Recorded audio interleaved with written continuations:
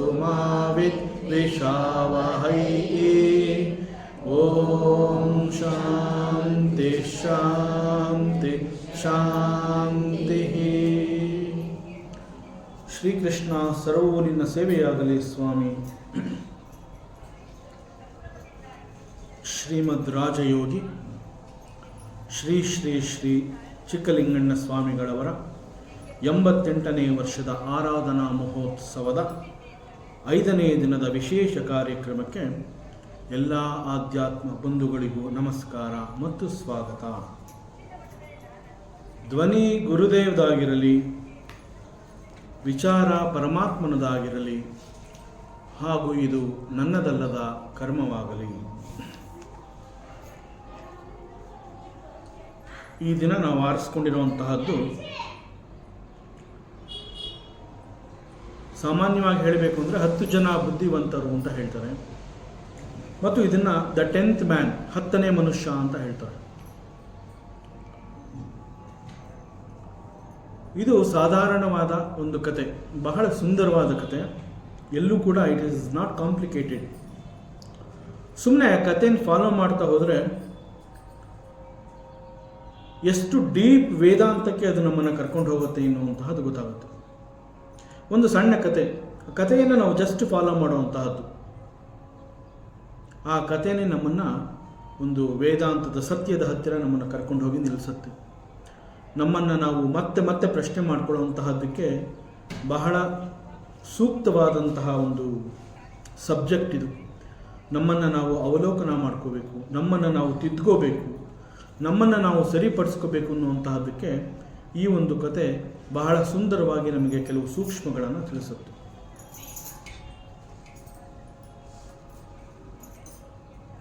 ಅನೇಕ ತೊಂದರೆಗಳಿಗೆ ನಾವು ಸಿಕ್ಕಾಕೋತೀವಿ, ಅನೇಕ ಸಂದರ್ಭಗಳು ಆ ರೀತಿ ಬರುತ್ತೆ.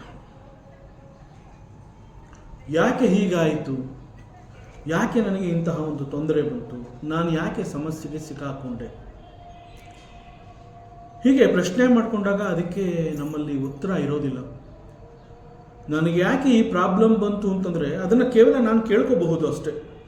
ನನಗೆ ಯಾಕೆ ಈ ಸಮಸ್ಯೆ ಅಂತ ನಾನು ಕೇಳ್ಕೋಬಹುದು ಅಷ್ಟೇ ಹೊತ್ತು ಯಾಕೆ ಅನ್ನೋದಕ್ಕೆ ಉತ್ತರ ಸಿಗೋದಿಲ್ಲ. ಅಥವಾ ಏನಾದರೂ ಒಂದು ವೇಳೆ ನನಗೆ ತೊಂದರೆ ಆಗಲಿ, ನನಗೆ ಸಮಸ್ಯೆ ಬರಲಿ ಅನ್ನೋಂತಹ ಏನಾದರೂ ಕೆಲಸ ನಾನು ಮಾಡಿದ್ದೀನ ಅಂತಂದರೆ ಅಂತಹ ಕೆಲಸ ನಾನು ಮಾಡಿಲ್ಲ. ಯಾರಿಗೂ ಕೂಡ ನನಗೆ ತೊಂದರೆ ಆಗಲಿ ಅನ್ನುವಂತಹ ಆಸೆ ಇರೋದಿಲ್ಲ. ಹೀಗಿದ್ದಾಗ ನನಗೆ ಒಳ್ಳೆಯದಾಗಬೇಕು ಅಂದ್ಕೊಂಡು ಕೆಲವು ಕೆಲಸಗಳನ್ನು ಮಾಡ್ತೀನಿ. ಯಾವತ್ತೂ ಕೂಡ ನನಗೆ ತೊಂದರೆ ಆಗಲಿ ಅನ್ನುವಂತಹ ಕೆಲಸವನ್ನು ನಾನು ಮಾಡಿಲ್ಲ. ಹೀಗೆ ಈ ರೀತಿ ಅಂತಹ ಕೆಲಸವನ್ನು ನಾನು ಮಾಡದೆ ಹೋದರೂ ಕೂಡ ನನಗೆ ಗೊತ್ತಾಗದಂತೆ ಒಂದು ಸಮಸ್ಯೆ ನಮ್ಮನ್ನು ಆವರಿಸಿರುತ್ತೆ. ಒಂದು ಸಮಸ್ಯೆ ನಮ್ಮ ಎದುರುಗಡೆ ಬಂದಿದೆ ಅಂತಂದಾಗ ವಿ ಶುಡ್ ನಾಟ್ ಎಸ್ಕೇಪ್. ಪರಮಾತ್ಮ ಶ್ರೀಕೃಷ್ಣ ಏನು ಹೇಳ್ತಾನೆ ಅಂತಂದರೆ, face what you must face, you cannot escape. ನೀನು ತಪ್ಪಿಸ್ಕೊಳ್ಳೋಕ್ಕಾಗದೇ ಇಲ್ಲ. ಸೊ ಮೊದಲು ಅದನ್ನು ಎದುರಿಸಬೇಕು,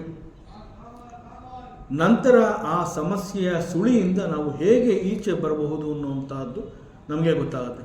ನಾನು ಫೇಸೇ ಮಾಡೋದಿಲ್ಲ, ನನಗೆ ಇದು ಬೇಕಾಗಿಲ್ಲ ಅಂತಂದರೆ ಅದು ನಮ್ಮನ್ನು ಬಿಡೋದಿಲ್ಲ. ಸೊ ಸಮಸ್ಯೆ ಏನು, ಅದನ್ನು ನಾನು ಎದುರಿಸ್ತೀನಿ. ಹೀಗೆ ಸಮಸ್ಯೆಗೆ ಎದುರು ನಿಂತು ಅದನ್ನು ನಾನು ಫೇಸ್ ಮಾಡ್ತೀನಿ ಅಂತಂದಾಗ ಎಲ್ಲೋ ಒಂದು ಕಡೆ ಒಂದು ಸಲ್ಯೂಷನ್ ಅನ್ನುವಂತಹದ್ದು ಇರುತ್ತೆ, ಅದು ಗೊತ್ತಾಗುತ್ತೆ. ಸೊ ಬೃಹದಾರಣ್ಯಕ ಉಪನಿಷತ್ನಲ್ಲಿ ಒಂದು ಮಂತ್ರ ಇದೆ. ಆ ಮಂತ್ರ ಹೇಳುತ್ತೆ, ಆತ್ಮಾನಂ ಚೇದ್ ವಿಜಾನೀಯಾತ್ ಅಯಮಸ್ಮಿ ಇತಿ ಪುರುಷಃ ಕಿಮಚ್ಚನ್ ಕಸ್ಯ ಕಾಮಾಯ ಶರೀರಂ ಅನುಸಂಜದೇತ್.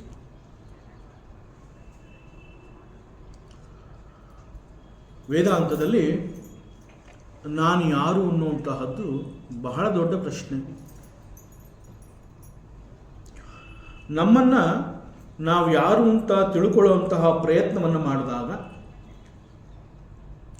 ವೇದಾಂತ, ಶಾಸ್ತ್ರ, ಉಪನಿಷತ್ಗಳು, ಒಬ್ಬ ಗುರು, ಆಚಾರ್ಯ, ಜ್ಞಾನಿ ಅವರೆಲ್ಲ ಏನು ಹೇಳ್ತಾರೆ ಅಂತಂದರೆ, ಯಾಕಪ್ಪ ಪ್ರಶ್ನೆ ಮಾಡ್ತೀಯ, ನಾನು ಯಾರು ಅಂತ ಯಾಕೆ ಕೇಳ್ತೀಯ, ನಾನು ಅಂತಂದರೆ ಅದು ಸಚ್ಚಿದಾನಂದ, ಸಚ್ಚಿತ್ ಆನಂದ ಸ್ವರೂಪಿ ನೀನು. ಬಟ್ ಶಾಸ್ತ್ರ ಹೇಳುತ್ತೆ, ವೇದಾಂತ ಈ ರೀತಿ ಹೇಳುತ್ತೆ, ಒಬ್ಬ ಆಚಾರ್ಯ ಈ ರೀತಿ ಹೇಳ್ತಾನೆ ಅಂತಂದಾಗ ನಾನು ಸಚ್ಚಿದಾನಂದ ಅನ್ನುವಂತಹ ಅನುಭವ ನನಗೆ ಇಲ್ಲಿವರೆಗೆ ಆಗಿಲ್ಲ.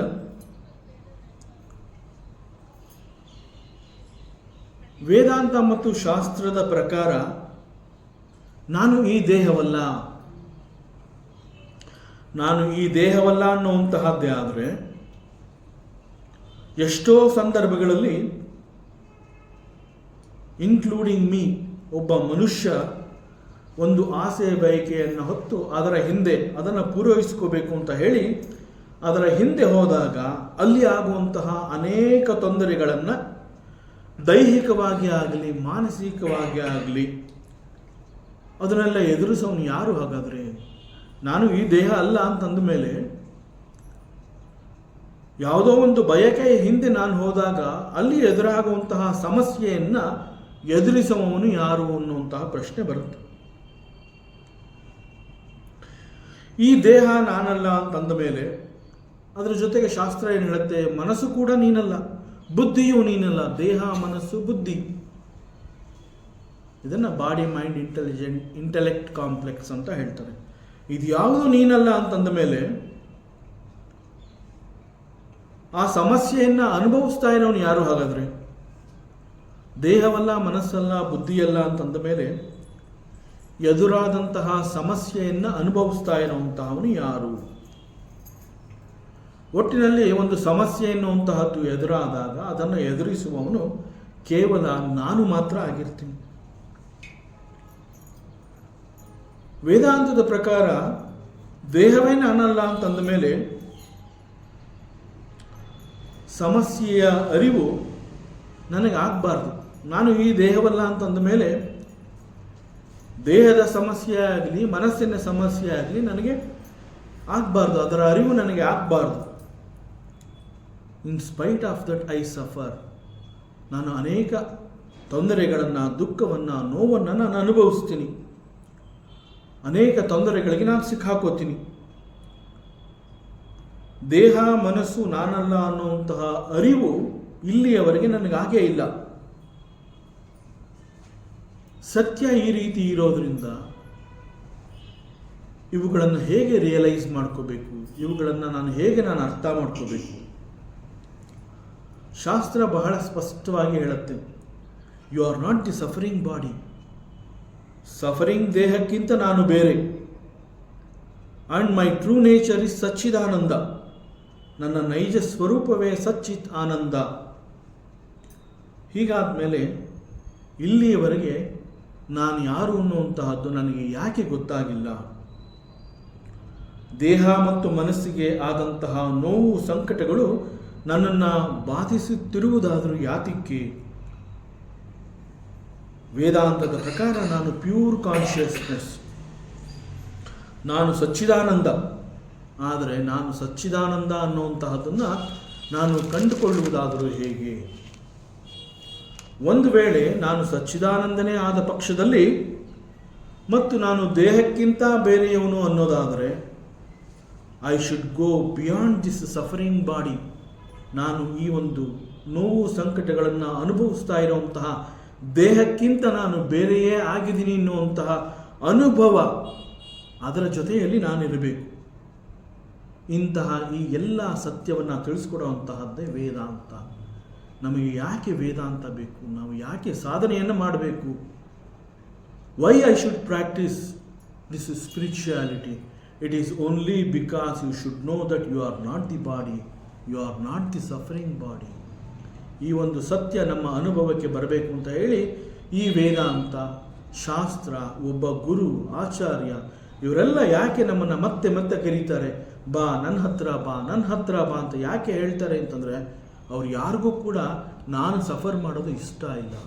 ನಾನು ಸುಖವಾಗಿರಬೇಕು, ನಾನು ನಿಜವಾದ ಆನಂದ ಸ್ವರೂಪಿ, ನಾನು ಆನಂದ ಸ್ವರೂಪಿ ಎನ್ನುವಂತಹದ್ದು ನನ್ನ ಅನುಭವ ಆಗಬೇಕು ಅನ್ನುವಂತಹದ್ದೇ that is the expectation of the ವೇದಾಂತ.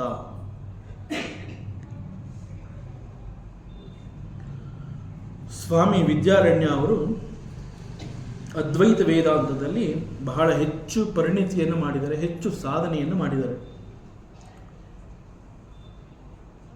ವಿದ್ಯಾರಣ್ಯರ ಬಹಳ ದೊಡ್ಡ ಶ್ರೇಷ್ಠವಾದಂತಹ ಗ್ರಂಥ ಪಂಚದಶಿ ಅನ್ನುವಂತಹ ಗ್ರಂಥದಲ್ಲಿ ಅಲ್ಲಿ ಒಟ್ಟು 15 ಅಧ್ಯಾಯಗಳಿವೆ. ಆ 15 ಅಧ್ಯಾಯಗಳಲ್ಲಿ ದಿ 7th ಚಾಪ್ಟರ್ ಅದನ್ನು ಜ್ಞಾನ ವಿಜ್ಞಾನ ಕಾಂಡ ಅಂತ ಹೇಳ್ತಾರೆ. ವಿಚಾರ ಮತ್ತು ಅನುಭವ. ಈ ಒಂದು 7th ಚಾಪ್ಟರಲ್ಲಿ ಹೆಚ್ಚು ಕಡಿಮೆ 298 to 300 ಶ್ಲೋಕಾಸ್ ಇದೆ ಅಂತ ಹೇಳ್ತಾರೆ. ಮತ್ತು ಈ ಪರ್ಟಿಕ್ಯುಲರ್ ಅಧ್ಯಾಯದಲ್ಲಿ ಒಂದು ಕಡೆ 10 ಜನ ಬುದ್ಧಿವಂತರು ಅನ್ನುವಂತಹ ಒಂದು ಕಥೆಯನ್ನು ಅವರು ಉದಾಹರಿಸಿ ವೇದಾಂತದ ಸತ್ಯವನ್ನು ತಿಳಿಸ್ಕೊಡ್ತಾರೆ. So it is also called the story of the 10th man. ಇದು ಬಹಳ ಪ್ರಸಿದ್ಧವಾದ ಕಥೆ. ಈ ಕಥೆಯನ್ನು ವಿವರಿಸಿ ಇದು ಹೇಗೆ ನಮ್ಮ ಆಧ್ಯಾತ್ಮದ ಜರ್ನಿ, ನಮ್ಮ ಆಧ್ಯಾತ್ಮದ ಪ್ರಯಾಣದಲ್ಲಿ ಒಂದು ಪ್ರಮುಖವಾದ ಘಟ್ಟದಲ್ಲಿ ಒಂದು ಸತ್ಯವನ್ನು ನಮಗೆ ತೋರಿಸ್ಕೊಡುತ್ತೆ ಎನ್ನುವಂತಹದ್ದನ್ನು ಈ ಒಂದು ದೃಷ್ಟಾಂತ ನಮಗೆ ತೋರಿಸುತ್ತೆ. ಮತ್ತು ಕಥೆಗೆ ಮುಂದುವರಿಯುವಂತಹ ಮುಂಚೆ ಮತ್ತು ಸತ್ಯವನ್ನು ತಿಳ್ಕೊಳ್ಳುವಂತಹ ಮುಂಚೆ ವಿ ಹ್ಯಾವ್ ಟು ಅನಲೈಸ್.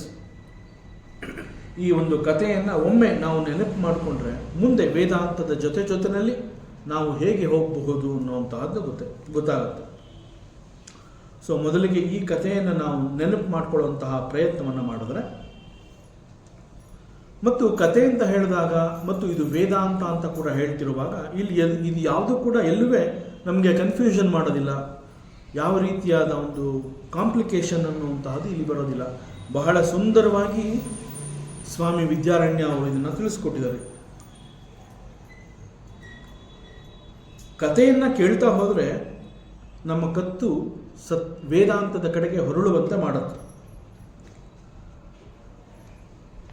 ಅವ್ರು ಹೇಳ್ತಾರೆ, ಒಂದು ಊರಿನಲ್ಲಿ 10 ಜನ ಸ್ನೇಹಿತರು ಇರ್ತಾರೆ.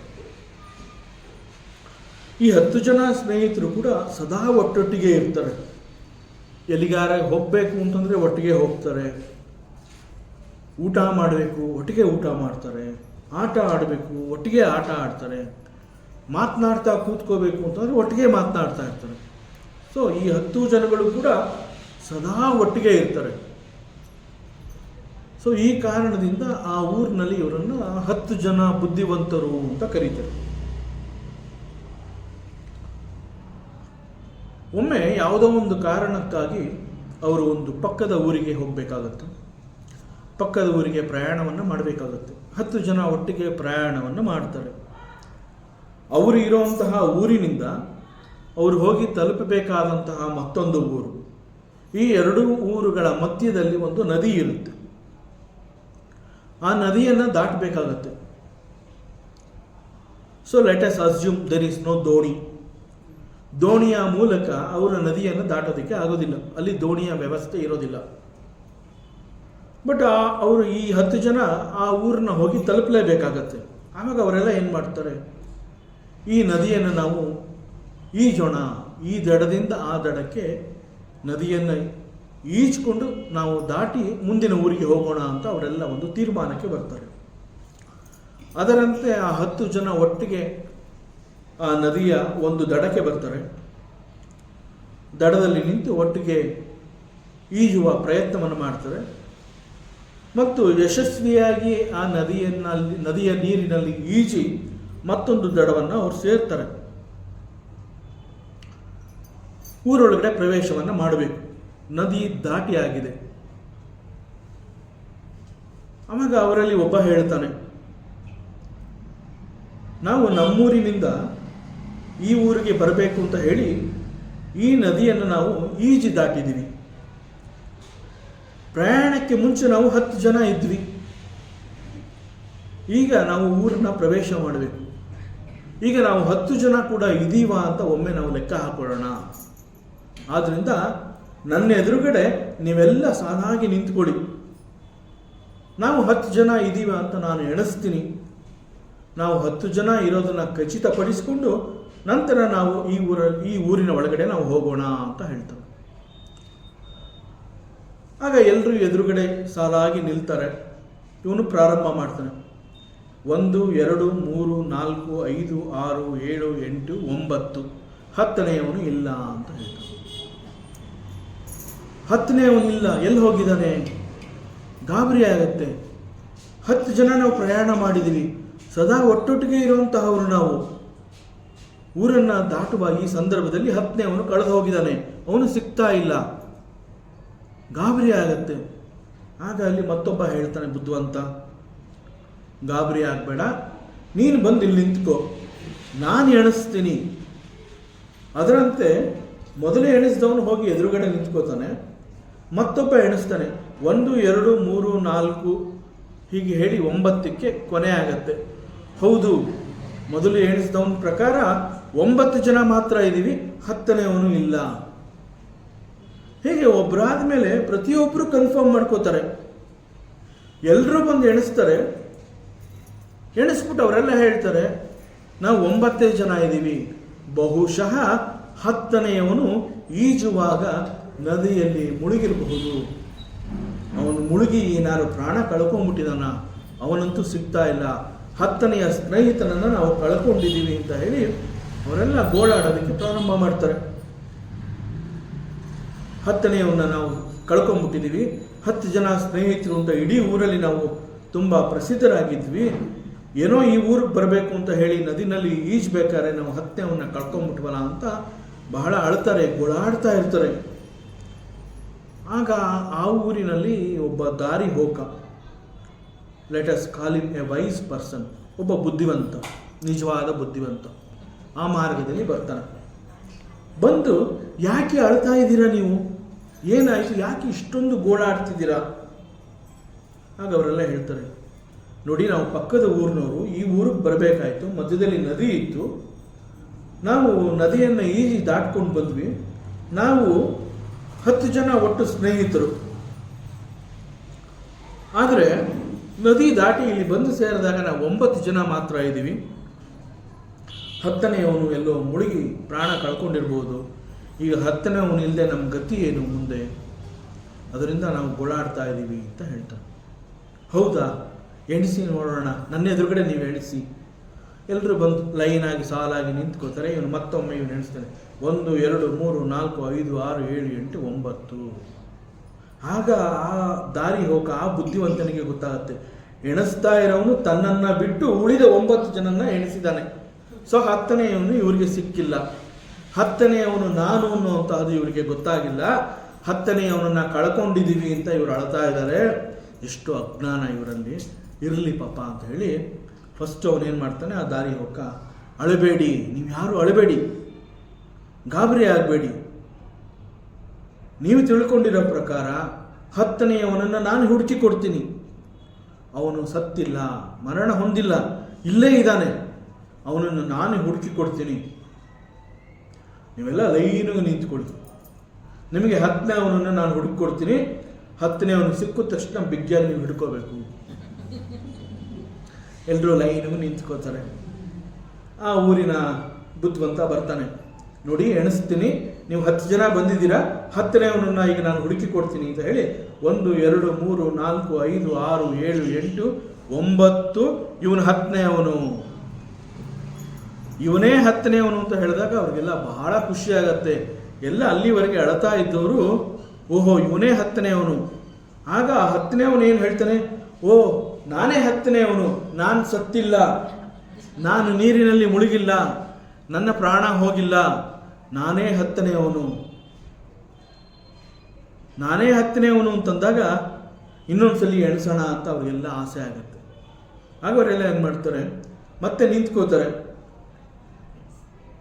ಮತ್ತೆ ಪ್ರಾರಂಭ ಮಾಡ್ತಾರೆ 1 2 3 4 ಅಂತ. 9ನೇಯವನ ಆದ ತಕ್ಷಣ ಈ ಬುದ್ಧಿವಂತ ಏನು ಮಾಡ್ತಾನೆ, 9ನೇಯವನ ಆದ ತಕ್ಷಣ ಎಣಿಸ್ತಾ ಇದ್ದವನ ಕೈ ಬೆರಳನ್ನು ಹಿಂಗೆ ತಿರುಗಿಸಿ 10, ನಾನೇ 10ನೇಯವನು.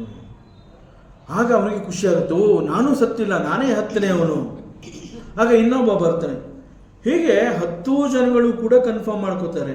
ಅವರೆಲ್ಲರ ಪ್ರಕಾರ ನಾನು 10ನೇಯವನು, ನಾನೇ 10ನೇಯವನು, ನಾನೇ 10ನೇಯವನಾಗಿದ್ದೀನಿ, ನನ್ನ ಪ್ರಾಣ ಹೋಗಿಲ್ಲ, ನಾನು ನೀರಿನಲ್ಲಿ ಮುಳುಗಿಲ್ಲ, ನಾನು ಬದುಕಿದ್ದೀನಿ ಅಂತ ಹೇಳಿ ಅವ್ರಿಗೆಲ್ಲ ಬಹಳ ಖುಷಿ ಆಗುತ್ತೆ. So this is the story. Spiritual journey, spiritual practice, ಇದನ್ನು ಆಧ್ಯಾತ್ಮ ಸಾಧನೆ ಅಂತ ಹೇಳ್ತಾರೆ. ಈ ಒಂದು ಕತೆ ಆಧ್ಯಾತ್ಮ ಸಾಧನೆಯಲ್ಲಿ ಹೇಗೆ ನಾವು ಅಪ್ಲೈ ಮಾಡ್ಕೋಬಹುದು, ಹೇಗೆ ಇದನ್ನು ನಾವು ಈ ಒಂದು ಕಥೆಯಲ್ಲಿ ಕಂಡಂತಹ ಒಂದು ಅಜ್ಞಾನ ಅಂತಂದರೆ ಅಲ್ಲಿರುವಂತಹದ್ದನ್ನು ಯಾವ ರೀತಿಯಲ್ಲಿ ನಾವು ಅಪ್ಲೈ ಮಾಡ್ಕೋಬೇಕು. ಸೊ ಈ ವಿಷಯದಲ್ಲಿ ಸ್ವಾಮಿ ವಿದ್ಯಾರಣ್ಯ ಅವರು he has done a wonderful job. So ಮತ್ತಷ್ಟು ಮುಂದುವರಿಯೋದಕ್ಕೆ ಮುಂಚೆ we have to understand the method of teaching that will be adopted by the ವೇದಾಂತ.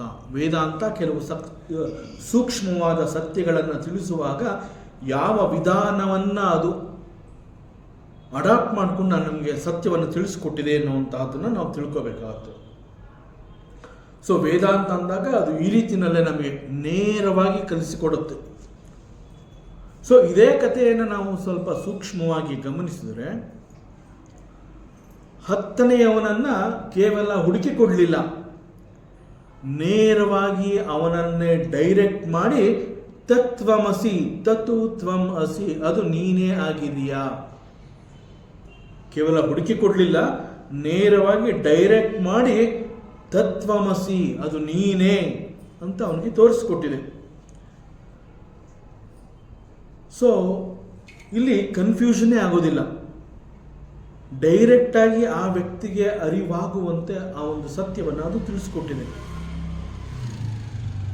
ಈ ಕಥೆನಲ್ಲಿ ಆ 10ನೇಯವನು ಸಿಕ್ಕಿದಾಗ ಅವನಿಗೆ ಎಷ್ಟು ಖುಷಿ ಆಗತ್ತೆ ಅಂತಂದರೆ ಅವನು ಹೇಳ್ತಾನೆ, ಓಹ್ I am the 10th man, ನಾನೇ 10ನೇ ಮನುಷ್ಯ. ನಾನು 10ನೇ ಮನುಷ್ಯ ಅನ್ನುವಂತಹದ್ದನ್ನು ಬೇರೆ ಯಾರು ಹೇಳಲೇ ಇಲ್ಲ. ನಾನು 10ನೇಯವನು ಅನ್ನುವಂತಹದ್ದನ್ನು ನನ್ನ ಕೈ ಬೆರಳುಗಳೇ ನೇರವಾಗಿ ನನ್ನತ್ತ ಡೈರೆಕ್ಟ್ ಮಾಡಿ ನನಗೆ ತೋರಿಸ್ಕೊಟ್ಟಿದೆ. ಸೊ ನನಗೇ ಗೊತ್ತಾಗಿದೆ ನಾನೇ 10ನೇಯವನು. So it is a direct experience. Advaita Vedanta ಅಂತ ಹೇಳಿದಾಗ, the Advaita Vedanta will teach the truth directly like this. ನೇರವಾಗಿ ಈ ರೀತಿಯಲ್ಲಿ ಅದ್ವೈತ ವೇದಾಂತ ಸತ್ಯವನ್ನು ತಿಳಿಸ್ಕೊಡುತ್ತೆ.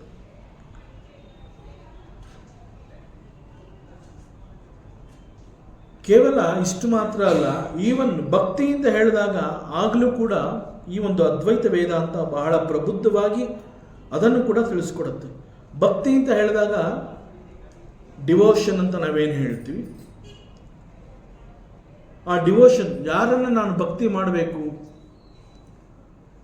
ಅನೇಕರ ಪ್ರಶ್ನೆ ಇದೆ. ಹೂ ಇಸ್ ಗಾಡ್, ದೇವರು ಅಂತಂದ್ರೆ ಯಾರು? ವೇದಾಂತ, ಎಸ್ಪೆಷಲಿ ಅದ್ವೈತ ವೇದಾಂತ ಬಹಳ ಸ್ಪಷ್ಟವಾಗಿ ಹೇಳುತ್ತೆ, ದಿಸ್ ಈಸ್ ಗಾಡ್, ಇವನೇ ಪರಮಾತ್ಮ. ದೇವರು ಅಂತಂದರೆ ಅವನೊಬ್ಬ ಸರ್ವಶಕ್ತ, ಅಂಡ್ ಹೀ ಈಸ್ ಕರುಣಾಮಯಿ. ಕೇವಲ ನೀನು ಸತ್ಯವನ್ನು ತಿಳ್ಕೋಬೇಕು ಅಂತಂದರೆ ಇಷ್ಟು ಮಾಡು ಸಾಕು. ಪರಮಾತ್ಮ ಅಂತ ಒಬ್ಬ ಇದ್ದಾನೆ, ಅವನನ್ನು ನಂಬಿ ನೀನು ಭಕ್ತಿಯನ್ನು ಮಾಡಿದ್ರೆ ಅವನು ನಮ್ಮೆಲ್ಲರ ದುಃಖವನ್ನು, ಸಂಕಟಗಳನ್ನು ನಾಶ ಮಾಡ್ತಾನೆ. ಅದಕ್ಕೆ ನಾವು ಮಾಡಬೇಕಾಗಿರುವಂತಹದ್ದೇನು? ಅವನನ್ನು ನಂಬಬೇಕು. ಅವನನ್ನು ನಂಬಿದ್ರೆ ಪರಮಾತ್ಮ ಅಂತ ಒಬ್ಬ ಇದ್ದಾನೆ ಅಂತಂದರೆ then it is easy for you to do the bhakti. ನಂಬಿಕೆ ಮತ್ತು ಶ್ರದ್ಧೆ ಎನ್ನುವಂತಹದ್ದೇ ಇಲ್ಲದೆ ಹೋದರೆ ಹೇಗೆ ಭಕ್ತಿ ಮಾಡುವಂತಹದ್ದು? ಅದರಿಂದ ಭಗವಂತ ಅಂತಂದಾಗ ಅಲ್ಲಿ ಒಂದು ನಂಬಿಕೆ ಇರಬೇಕು. ಎಸ್, ಹಿ ಈಸ್ ಭಗವಂತ ಅಂತಂದರೆ ಅವನೊಬ್ಬ ಇದ್ದಾನೆ, ಹಿ ಈಸ್ ಸರ್ವಶಕ್ತ, ಅವನು ನಮ್ಮೆಲ್ಲರ ಸಂಕಟವನ್ನು ನಿವಾರಿಸ್ತಾನೆ, ನನಗೆ ಬೇಕಾಗಿರುವಂತಹದ್ದನ್ನೆಲ್ಲ ಅವನು ಕೊಡ್ತಾನೆ. ನನಗೆ ಬೇಕಾಗಿರುವಂತಹದ್ದನ್ನು ಕೊಡುವವನು ಅವನಾಗಿರೋದ್ರಿಂದ ಅವನನ್ನು ನಾನು ಕೇಳ್ಕೋಬೇಕು ಅಂತಂದ್ರೆ ಏನು? ಮೊದಲು ಅವನಿದ್ದಾನೆ ಅನ್ನುವಂತಹ ನಂಬಿಕೆ ನನ್ನಲ್ಲಿ ಬರಬೇಕು. ಸೊ ನಾನು ಅವನನ್ನು ನಂಬಬೇಕು. ಅವನನ್ನು ನಂಬದು ಮಾತ್ರ ಅಲ್ಲ, ನಂಬಿದ ನಂತರ ಅವನನ್ನು ನಾನು ಬಹಳ ಭಕ್ತಿಯಿಂದ ಕೇಳ್ಕೋಬೇಕು. ನನ್ನ ಸಂಕಟವನ್ನು ನಿವಾರಿಸು, ನನಗೆ ಬೇಕಾಗಿರುವಂತಹದ್ದನ್ನು ಕೊಡು. ಸೊ ನಂಬಿಕೆ ಈಸ್ ವೆರಿ ಇಂಪಾರ್ಟೆಂಟ್. ನಂಬಿದ ನಂತರ only it is possible for you to do the bhakti. ಆ ಭಕ್ತಿ ಅಂತಂದ್ರೆ ಏನು? ಮತ್ತೆ ಅಗೇನ್ ಭಗವಂತನಲ್ಲಿ ನೀನು ಒಂದಾಗಿ ಹೋಗುವಂತಹದ್ದು. ಭಗವಂತನಲ್ಲಿ ನೀನು ಒಂದಾಗುವಂತೆ ಭಕ್ತಿ ಮಾಡಿದಾಗ ನಿನಗೆ ಇಂತಹದ್ದು ಬೇಕು ಅಂತ ನೀನು ಕೇಳ್ಕೊಳ್ಳೋದಕ್ಕೆ ಅಲ್ಲಿ you are not there. So ಭಕ್ತಿ ಅನ್ನುವಂತಹದನ್ನು ತಿಳಿಸ್ಕೊಡೋದು ಕೂಡ the same Advaita Vedanta. So there is one more method, ಅಲ್ಲಿ ಮತ್ತೊಂದು ಮೆಥಡ್ ಇದೆ, ಅದನ್ನು ಯೋಗಿಕ್ ಮೆಥಡ್ ಅಂತ ಹೇಳ್ತಾರೆ. ಒಂದು ನಂಬಿಕೆ ಮತ್ತು ಶ್ರದ್ಧೆಯ ಮೂಲಕ ಭಗವಂತನನ್ನು ಅರ್ಥ ಮಾಡಿಕೊಳ್ಳುವಂತಹ ಪ್ರಯತ್ನ. ಮತ್ತೊಂದು ಯೋಗಿಕ್ ಮೆಥಡ್ ಅಂತ ಹೇಳ್ತಾರೆ. ಏನದು ಯೋಗಿಕ್ ಮೆಥಡ್ ಅಂತಂದರೆ, ನಮ್ಮ ಮನಸ್ಸು ಅಂತ ಹೇಳಿದಾಗ ಮನಸ್ಸಿನ ಸ್ವಭಾವವೇ ಚಂಚಲ. ಸೊ ಮನಸ್ಸು ನಿರ್ಮಲವಾಗಬೇಕು ಅಂತಂದರೆ, ಮನಸ್ಸು ನಿರ್ಮಲವಾಗುವುದಕ್ಕೆ ಬೇಕಾಗುವಂತಹ ಕೆಲಸವನ್ನು ಮಾಡಬೇಕು. ಮನಸ್ಸು ಯಾಕೆ ನಿರ್ಮಲವಾಗಬೇಕು? ಇಟ್ ಈಸ್ ಓನ್ಲಿ ದ ನಿರ್ಮಲವಾದ ಮನಸ್ಸು ಕ್ಯಾನ್ ಸಿ ದಿ ಗಾಡ್. ಪರಮಾತ್ಮನನ್ನು ನೋಡೋದಕ್ಕೆ ಯಾರಿಗೆ ಸಾಧ್ಯ ಅಂತಂದರೆ, ಯಾರಲ್ಲಿ ನಿರ್ಮಲವಾದ ಮನಸ್ಸಿರುತ್ತೆ ಅವನಿಗೆ ಮಾತ್ರ ಪರಮಾತ್ಮ ಕಾಣಿಸ್ಕೊತಾನೆ. ಸೊ ಅದಕ್ಕಾಗಿ ಮನಸ್ಸು ನಿರ್ಮಲವಾಗೋದಕ್ಕಾಗಿ ಕೆಲವು ಯೋಗಿಕ್ ಸಾಧನೆಗಳನ್ನು ಮಾಡಬೇಕಾಗತ್ತೆ. ಅಲ್ಲಿ ಅನೇಕ ವಿಧಾನಗಳಿದೆ. ಅವುಗಳಲ್ಲಿ ಒಂದು ಏನು ಅಂತಂದರೆ, ಯೋಗಿಕ್ ಮೆಥಡ್ ಅಂತ ಹೇಳಿದ ಕೂಡಲೇ ಅಲ್ಲಿ ಹೇಳುವಂತಹದ್ದೇನು, ಒಬ್ಬ ಯೋಗಿಯಾದವನು ಹೇಳ್ತಾನೆ, ಮೊದಲು ನೀನು ಒಂದು ಸುಖಾಸನವನ್ನು ನೀನು ಆಯ್ಕೆ ಮಾಡ್ಕೋಬೇಕು. ಸುಖಾಸನ ಅಂತಂದರೆ ಯಾವ ಒಂದು ಪೋಸ್ಚರಲ್ಲಿ ನೀನು ಆರಾಮವಾಗಿ ದೇಹದಲ್ಲಿ ಆಗುವಂತಹ ನೋವು ಸಂಕಟ ಇದು ಯಾವುದು ಇಲ್ಲದೆ ದೇಹ ಆರಾಮವಾಗಿದೆ ಅನ್ನೋದು ನಿನಗೆ ಗೊತ್ತಾಗಬೇಕು. ಅಂತಹ ಪೋಸ್ಚರ್ನ ನೀನು ಆರಿಸ್ಕೋಬೇಕು. That is called sukhasana. ನೀನು ಹೀಗೆ ಕೂತ್ಕೋಬೇಕು, ನೆಲದ ಮೇಲೆ ಕೂತ್ಕೋಬೇಕು, ಒಂಟಿ ಕಾಲಲ್ಲಿ ನಿಂತ್ಕೋಬೇಕು, ಅದು ಯಾವುದೂ ಇಲ್ಲ. ನಿನಗೆ ನಿನ್ನ ದೇಹ ಮತ್ತು ಮನಸ್ಸು ನಿನಗೆ ಸಹಕರಿಸುವಂತಹ ಒಂದು ಸುಖವಾದ ಆಸನವನ್ನು ನೀನು ಆರಿಸ್ಕೋಬೇಕು. ಆ ಸುಖಾಸನವನ್ನು ಆರಿಸಿಕೊಂಡು ನೀನು ಅಲ್ಲಿ ಪ್ರಾಣಾಯಾಮವನ್ನು ಮಾಡಬೇಕು. ಪ್ರಾಣಾಯಾಮವನ್ನು ಮಾಡ್ತಾ ಮಾಡ್ತಾ ಮನಸ್ಸು ಉಸಿರಾಟವನ್ನು ಗಮನಿಸಬೇಕು. ಮನಸ್ಸು ಕುಣಿತಾ ಇದ್ದಂತಹ ಮನಸ್ಸು ಯಾವಾಗ ಸಂಪೂರ್ಣವಾಗಿ ಉಸಿರಾಟದ ಮೇಲೆ ಅದು ಗಮನವನ್ನು ಹರಿಸುತ್ತೆ, ಆಗ ನಿಧಾನವಾಗಿ ಕುಣಿದಾಡ್ತಾ ಇದ್ದಂತಹ ಮನಸ್ಸು ಸ್ಥಿರವಾಗಿ ಒಂದು ಕಡೆ ನಿಲ್ಲುತ್ತೆ. It is called the stillness of the mind. ಮನಸ್ಸು ಸ್ಥಿರವಾಗಿ ಒಂದು ಕಡೆ ನಿಲ್ಲುತ್ತೆ. ಯಾವ ಮನಸ್ಸು ಸ್ಥಿರವಾಗಿ ಒಂದು ಕಡೆ ನಿಲ್ಲುತ್ತೆ, such a mind is called the pure mind. Guru ಅಷ್ಟಾವಕ್ರರ ಉಪದೇಶದ ನಂತರ ರಾಜ ಜನಕ ಮಹಾರಾಜ ಹೇಳ್ತಾನೆ, don't search for the God. Janaka Raja ಅಷ್ಟಾವಕ್ರರ ಶಿಷ್ಯ. ಉಪದೇಶದ ನಂತರ ಅವನಿಗೆ ಅನೇಕ ಅನುಭವಗಳಾಗುತ್ತೆ. ಆ ಅನುಭವಗಳನ್ನು ಅವನು ಹಂಚ್ಕೋಬೇಕಾದ್ರೆ ಅವನು ಹೇಳ್ತಾನೆ, ದೇವ್ರನ್ನ ನೀನು ಹುಡುಕಬೇಡ. ದೇವ್ರನ್ನ ನೀನು ಹುಡುಕಾಡಿದ್ರೆ ಅವನು ಸಿಗೋದಿಲ್ಲ. Don't search for the god. ಹಾಗಾದ್ರೆ ಏನು ಮಾಡಬೇಕು? ಕೇವಲ ನೀನು ನಿನ್ನ ಮನಸ್ಸನ್ನು ನಿಲ್ಲಿಸ್ಕೊ. ನಿಂತ ಮನಸ್ಸಿಗೆ ಪರಮಾತ್ಮ ಕಾಣಿಸ್ತಾನೆ. ಇದು ಕೇವಲ ಹೇಳಿಕೆ ಅಲ್ಲ, ಮಹಾರಾಜ ಜನಕನ ನೇರವಾದ ಅನುಭವ. ಸೊ ಇದಕ್ಕೆ ನಿರ್ಮಲವಾದ ಮನಸ್ಸು R the stillness of the mind, ಆ ಒಂದು ಅವಸ್ಥೆಗೆ ನಾವು ಹೋಗಬೇಕು ಅಂತಂದರೆ ಉಸಿರಾಟದ ಮೂಲಕ ಮನಸ್ಸಿನ ಮೇಲೆ ನಿಗ್ರಹವನ್ನು ಸಾಧಿಸಬೇಕಾಗತ್ತೆ. ಆಗ you will experience the God. Mystic experiences ಅಂತ ಹೇಳ್ತಾರೆ. Here the method adapted to see the God is called the yogic method. ಇಲ್ಲೂ ಕೂಡ ಅನೇಕ ರೀತಿಯ ಇನ್ಸ್ಟ್ರಕ್ಷನ್ಸ್ಗಳಿದೆ. ಅವುಗಳನ್ನೆಲ್ಲ ಫಾಲೋ ಮಾಡೋದ್ರಿಂದ ಸತ್ಯದ ಅರಿವು ಆಗತ್ತೆ. ಸೊ ವೇದಾಂತ ಕೊಡುವಂತಹ ಈ ಇನ್ಸ್ಟ್ರಕ್ಷನ್ಸ್ಗಳನ್ನು ನೆಗ್ಲೆಕ್ಟ್ ಮಾಡಿದ್ರೆ ಯಾವ ಸತ್ಯ ಕೂಡ ನಮಗೆ ಗೊತ್ತಾಗೋದಿಲ್ಲ. ದೇವರೆಲ್ಲಿದ್ದಾನೆ ಎನ್ನುವಂತಹ ಪ್ರಶ್ನೆ ನನ್ನ ಕೊನೆಯ ಉಸಿರಿನವರೆಗೂ ಇರುತ್ತೆ, ಜೀವಂತವಾಗಿರುತ್ತದೆ. ಪ್ರತಿ ಕ್ಷಣ ದೇವರೆಲ್ಲಿದ್ದಾನೆ ಅಂತ ದೇವರನ್ನ ಹುಡುಕ್ತಾನೆ ಇರ್ತೀವಿ. ಯಾಕೆ ಅಂತಂದರೆ ಯಾವ ಒಂದು ಪ್ರಕಾರದ ಮೂಲಕ ಯಾವ ಒಂದು ವಿಧಾನವನ್ನು ನಾನು ಅನುಸರಿಸಬೇಕಾಗಿತ್ತು ಅದನ್ನು ಅನುಸರಿಸಲಿಲ್ಲ ಅಂತಂದರೆ ಪರಮಾತ್ಮ ಎಂದಕ್ಕೂ ಕೂಡ ನನಗೆ ಸಿಗೋದಿಲ್ಲ. ನನ್ನಲ್ಲಿ ಈ ಒಂದು ಜೀವಂತವಾದ ಪ್ರಶ್ನೆ ವೇರ್ ಈಸ್ ಗಾಡ್ ಅನ್ನುವಂತಹದ್ದು ಸದಾ ಇರುತ್ತೆ, ಅದೇ ನಿತ್ಯ ಸತ್ಯವಾಗಿ ಹೋಗುತ್ತೆ. ಅದರಿಂದ ವೇದಾಂತದ ಮೂಲಕ ಸತ್ಯವನ್ನು ಕಲ್ತ್ಕೊಳ್ಳುವಂತಹದ್ದು ಬಹಳ ಸುಲಭ ಮತ್ತು ಸರಳ. So it will not only tell you the 10th person. ಈ ಒಂದು ಕಥೆಯಲ್ಲಿ 10ನೇ ಮನುಷ್ಯನನ್ನ ಕೇವಲ ಹುಡುಕಿ ಕೊಡಲಿಲ್ಲ, 10ನೇಯವನು ನೀನೇ ತತ್ವಮಸಿ ಅನ್ನುವಂತಹದ್ದನ್ನ ವೇದಾಂತ ಹೇಗೆ ಸತ್ಯದ ಮೂಲಕ ನಿರೂಪಣೆ ಮಾಡಿದೆ ಅಂತಹ ಅನುಭವವನ್ನು ನಮ್ಮ ವೇದಾಂತ ತಿಳಿಸ್ಕೊಡತ್ತೆ. 10ನೇಯವನು ಇದಾನೆ ಅಂತ ಹೇಳಲಿಲ್ಲ, ಇದಾನೆ ಅನ್ನುವಂತಹದ್ದು ಕೇವಲ ಹೇಳಿಕೆ, ಒಂದು ಸಮಾಧಾನಕರ ಅಂಶ. ಅದು ಸಮಾಧಾನವಾದ ನಂತರ 10ನೇಯವನು ನೀನೇ ಅನ್ನುವಂತಹದನ್ನ ಮನವರಿಕೆ ಆಗುವಂತೆ ಮಾಡಿಕೊಡುತ್ತೆ ನಮ್ಮ ವೇದಾಂತ. ಸೊ ಇಷ್ಟು ಸತ್ಯ ಆದಮೇಲೆ there is nothing more to be done. ಮತ್ತೇನು ಮಾಡಬೇಕಾಗಿಲ್ಲ, ನೇರವಾಗಿಯೇ ಅನುಭವ ಸಿಗುವಂತೆ ಇದು ಮಾಡಿರುತ್ತೆ. ಈ ಒಂದು ನೇರವಾದ ಅನುಭವವನ್ನು ವೇದಾಂತ ದರ್ಶನ ಅಂತ ಕರೆಯುತ್ತೆ. ದರ್ಶನ ಅಂತಂದರೆ ಅದರ ಮತ್ತೊಂದು ಅರ್ಥ ನೋಡುವಂತಹದ್ದು. ನಾವು ಯಾವುದೇ ಒಂದು ವಸ್ತುವನ್ನು ಕಣ್ಣುಗಳಿಂದ ನೋಡಿದಾಗ ನಾನೇ ಅವುಗಳನ್ನು ನೋಡಿದೆ ಅನ್ನುವಂತಹದ್ದು ಹೇಗೆ ನನಗೆ ಒಂದು ತೃಪ್ತಿಯನ್ನು ಕೊಡುತ್ತೆ, ಅದೇ ರೀತಿಯಲ್ಲಿ ವೇದಾಂತದಲ್ಲಿ ವೇದಾಂತ ದರ್ಶನ ಅಂತ ಹೇಳಿದಾಗ ಅಲ್ಲಿ ಆದಂತಹ ಅನುಭವ ಈಸ್ ಈಕ್ವಲಿ ಅಷ್ಟೇ ತೃಪ್ತಿಯನ್ನು ಕೊಡುತ್ತೆ. ದಟ್ ಈಸ್ ದರ್ಶನ, ಪೂರ್ಣ ತೃಪ್ತಿಯನ್ನು ಕೊಡುತ್ತೆ. ಸ್ವಾಮಿ ಭೂತೇಶಾನಂದ ಅಂತ ಒಬ್ಬರು, ದರ್ ವಾಸ್ ಎ ಸೈಂಟ್, ಅವರು ಹೇಳ್ತಾ ಇದ್ರು, ನೋಡಪ್ಪ, ಯು ಡೋಂಟ್ ನೀಡ್ ಬ್ರಹ್ಮದರ್ಶನ. ಬ್ರಹ್ಮದರ್ಶನವೇ ಆಗಬೇಕು ಅಂತ ನೀನು ಅದಕ್ಕಾಗಿ ಹಠ ಮಾಡಬೇಡ. ಅದರ ಬದಲು have brahmajnana. Knowledge is important. Knowledge about Brahma is brahmadarshana. ಕೇವಲ ಬ್ರಹ್ಮಜ್ಞಾನವನ್ನು ನೀನು ಹೊಂದಿದ್ರೆ ಬ್ರಹ್ಮದರ್ಶನದ ಅನುಭವ ಆಗತ್ತೆ. ಅದರಿಂದ ಜ್ಞಾನ, ನಾಲೆಡ್ಜ್ ಈಸ್ ಅಲ್ಟಿಮೇಟ್. ಸೊ ಇಂತಹದ್ದೆಲ್ಲ it is possible only in Vedantic teaching. ಬೇರೆ ಇನ್ನೆಲ್ಲೂ ಇಂತಹ ಪಾಠಗಳನ್ನು ಹೇಳ್ಕೊಡೋದಿಲ್ಲ. ಸತ್ಯವನ್ನು ತಿಳಿಸ್ಬೇಕು ಅಂತಂದರೆ this is the only method.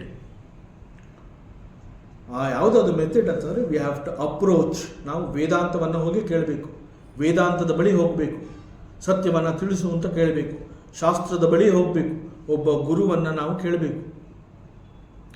So ವೇದಾಂತದ ಮೂಲಕ ಜ್ಞಾನವನ್ನು ಕಲಿಯೋದು ಅಂತಂದರೆ it is not just showing the knowledge. ಕೇವಲ ಅಲ್ಲಿ ಇದೆ ಅಂತ ಹೇಳೋದಿಲ್ಲ, it is actually giving you the realization. Realization ಅಂತಂದ್ರೆ ಏನು? ನಿನಗೆ ಅದು ಅನುಭವ. ಆ 10 ಜನ ಗೋಳಾಡ್ತಾ ಇದ್ದಾಗ ಆ ದಾರಿ ಹೋಗ ಬಂದು 10ನೇಯವನನ್ನು ನಾನು ಹುಡುಕಿ ಕೊಡ್ತೀನಿ, ಅವನು ಎಲ್ಲೂ ಕಳೆದು ಹೋಗಿಲ್ಲ ಅನ್ನುವಂತಹದ್ದು ಕೇವಲ ಆ ಕ್ಷಣದಲ್ಲಿ ಒಂದು ಸಮಾಧಾನವನ್ನು ಕೊಡುತ್ತೆ. ಯಾವಾಗ 10ನೇಯವನನ್ನು ನಾನು ಹುಡುಕಿ ಕೊಡ್ತೀನಿ ಅಂತ ಅವನು ಹೇಳ್ತಾನೆ, ಆಗ ಅವರೆಲ್ಲ ಅಳ್ತಾ ಇದ್ದವರು ಅಳುವನ್ನು ನಿಲ್ಲಿಸ್ತಾರೆ. ಒಂದು ಕ್ಷಣಕಾಲ ಅವರಿಗೆ ಸಮಾಧಾನ ಆಗತ್ತೆ, ಆದರೆ ಸತ್ಯದ ಅನುಭವ ಆಗಿರೋದಿಲ್ಲ. ಆದರೆ 10ನೇಯವನನ್ನು ಅವನ ಕೈ ಬೆರಳುಗಳ ಮೂಲಕವೇ ಅವನನ್ನು ತೋರಿಸಿಕೊಟ್ಟಾಗ ನೇರವಾಗಿ ಅದು ನಾನೇ ಆಗಿದ್ದೀನಿ ಅನ್ನುವಂತಹದ್ದು ಅವನಿಗೆ ಗೊತ್ತಾದಾಗ that is called the realisation. ಅದು ಅವನ ಅನುಭವ ಆಗತ್ತೆ.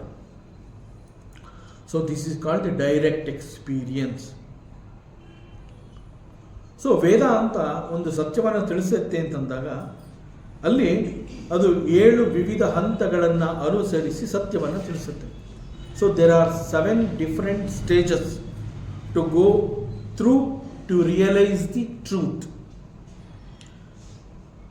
ಸೊ ಈ 7 ವಿಧಾನಗಳನ್ನು ನಾವು ನಮ್ಮ ಸ್ಪಿರಿಚುವಲ್ ಜರ್ನಿಯಲ್ಲಿ ಅಳವಡಿಸ್ಕೋಬೇಕಾಗತ್ತೆ. ಸೊ ಯಾವುದದು ಆ 7 ಬೇರೆ ಬೇರೆ ವಿಧಾನಗಳು ಅದು ಹೇಳುತ್ತೆ. ಮೊಟ್ಟ ಮೊದಲಿಗೆ ಅಜ್ಞಾನಂ, ಇಗ್ನೋರೆನ್ಸ್ ಅಂತ ಕರಿತೀವಿ ನಾವು. ಯಾವ ರೀತಿಯ ಅಜ್ಞಾನ ಅದು? ಅಜ್ಞಾನ ಅಂದ ತಕ್ಷಣ ಮೊದಲು ನಮ್ಮಲ್ಲಿ ಪ್ರಶ್ನೆ ಬರುತ್ತೆ, ಯಾಕೆಂತಂದರೆ ನಮ್ಮಲ್ಲಿ ಅಹಂ ಅನ್ನುವಂತಹದ್ದು ಒಂದು ಬಹಳ ಗಟ್ಟಿಯಾಗಿ ನಮ್ಮಲ್ಲಿ ಕೂತಿರುತ್ತೆ.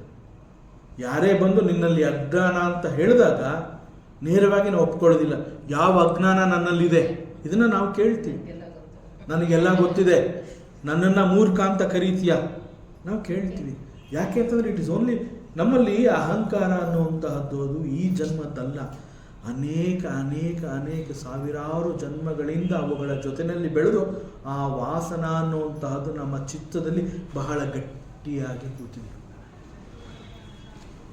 ಪತಾಂಜಲಿ ಯೋಗ ಸೂತ್ರದಲ್ಲಿ ಪ್ರಾರಂಭದಲ್ಲಿ ಹೇಳುವಂತಹದ್ದೇ ಅದು.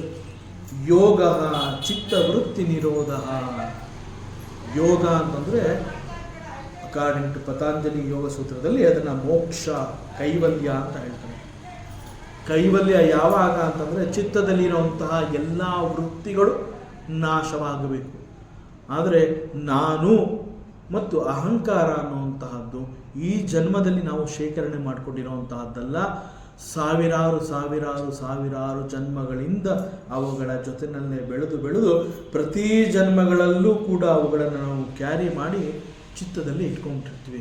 ಆದ್ದರಿಂದ ಯಾರೇ ಆಗಲಿ ಅಜ್ಞಾನ ಅಂತ ಹೇಳಿದಾಗ ಬುಸ್ ಅಂತ ನಾವು ನಮ್ಮ ಅಹಂಕಾರದ ಹೆಡೆಯನ್ನು ಓಪನ್ ಮಾಡ್ತೀವಿ. ಇಲ್ಲಿ ಇಗ್ನೋರೆನ್ಸ್, ಅಜ್ಞಾನ, ಯಾವ ರೀತಿಯ ಅಜ್ಞಾನ ಅನ್ನುವಂತಹ ಪ್ರಶ್ನೆ ಬರುತ್ತೆ. ವಿದ್ಯಾರಣ್ಯರು ಅದಕ್ಕೆ ಈ ಒಂದು ಕಥೆಯನ್ನು ಉದಾಹರಣೆಯಾಗಿಟ್ಕೊಂಡು ಅವ್ರು ಹೇಳ್ತಾರೆ, ಇದೇ ಕಥೆಯಲ್ಲಿ ಕಂಡು ಬಂದಂತಹ ಅಜ್ಞಾನ ಯಾವುದದು, 10ನೇಯವನು ಯಾರು ಅನ್ನುವ ಪ್ರಶ್ನೆ ಅವರಲ್ಲಿ ಬರುತ್ತೆ. 10ನೇಯವನು ಯಾರು, ಅವನಿಗೆ ಕಾಣ್ತಾ ಇಲ್ಲ, ಅವನು ನೀರಿನಲ್ಲಿ ಮುಳುಗಿ ಪ್ರಾಣವನ್ನು ಕಳ್ಕೊಂಡಿರಬಹುದು. ಒಂದು ವೇಳೆ ಅವನು ಮರಣ ಹೊಂದಿದಾನೆ ಅಂತಂದರೆ ಮರಣ ಹೊಂದಿದಂತಹ ಆ 10ನೇಯವನು ಯಾರು ಅನ್ನುವಂತಹ ಪ್ರಶ್ನೆ ಮತ್ತೆ ನಮ್ಮಲ್ಲಿ ಬರುತ್ತಲ್ಲ, ದಟ್ ಈಸ್ ಕಾಲ್ಡ್ ಅಜ್ಞಾನ. ಸೊ ಎರಡನೇದೇನು, ಇದೇ ಅಜ್ಞಾನ ಅನ್ನುವಂತಹದ್ದು ಮುಂದುವರಿಯುತ್ತೆ.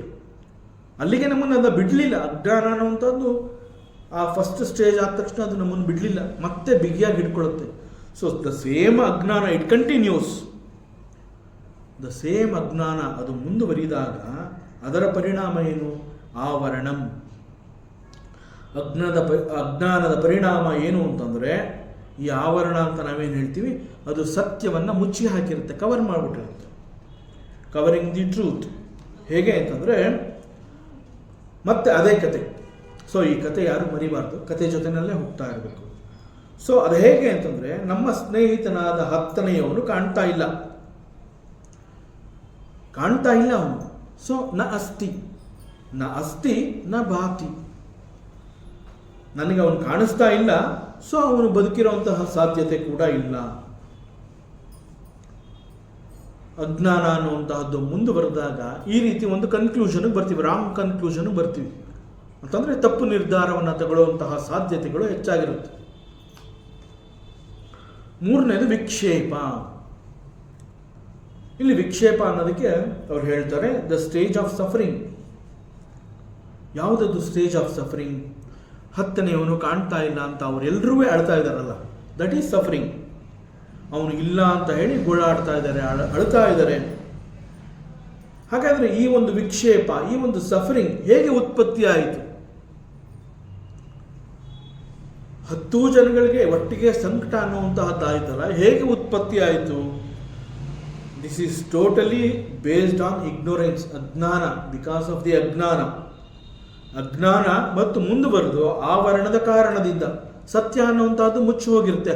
10ನೇಯವನು ಅಲ್ಲೇ ಇದ್ದರೂ ಕೂಡ 10ನೇಯವನನ್ನು ಈ ಅಜ್ಞಾನ ಅನ್ನುವಂತಹದ್ದು ಮುಚ್ಚಿ ಹಾಕಿರುತ್ತೆ. ಸೊ ಅಜ್ಞಾನ ಮುಂದುವರಿದ ಪರಿಣಾಮ ಆವರಣ, ಅಜ್ಞಾನ ಮತ್ತು ಆವರಣದ ಕಾರಣದಿಂದ ವಿಕ್ಷೇಪ ಅಂತಂದರೆ ಸಫರಿಂಗ್.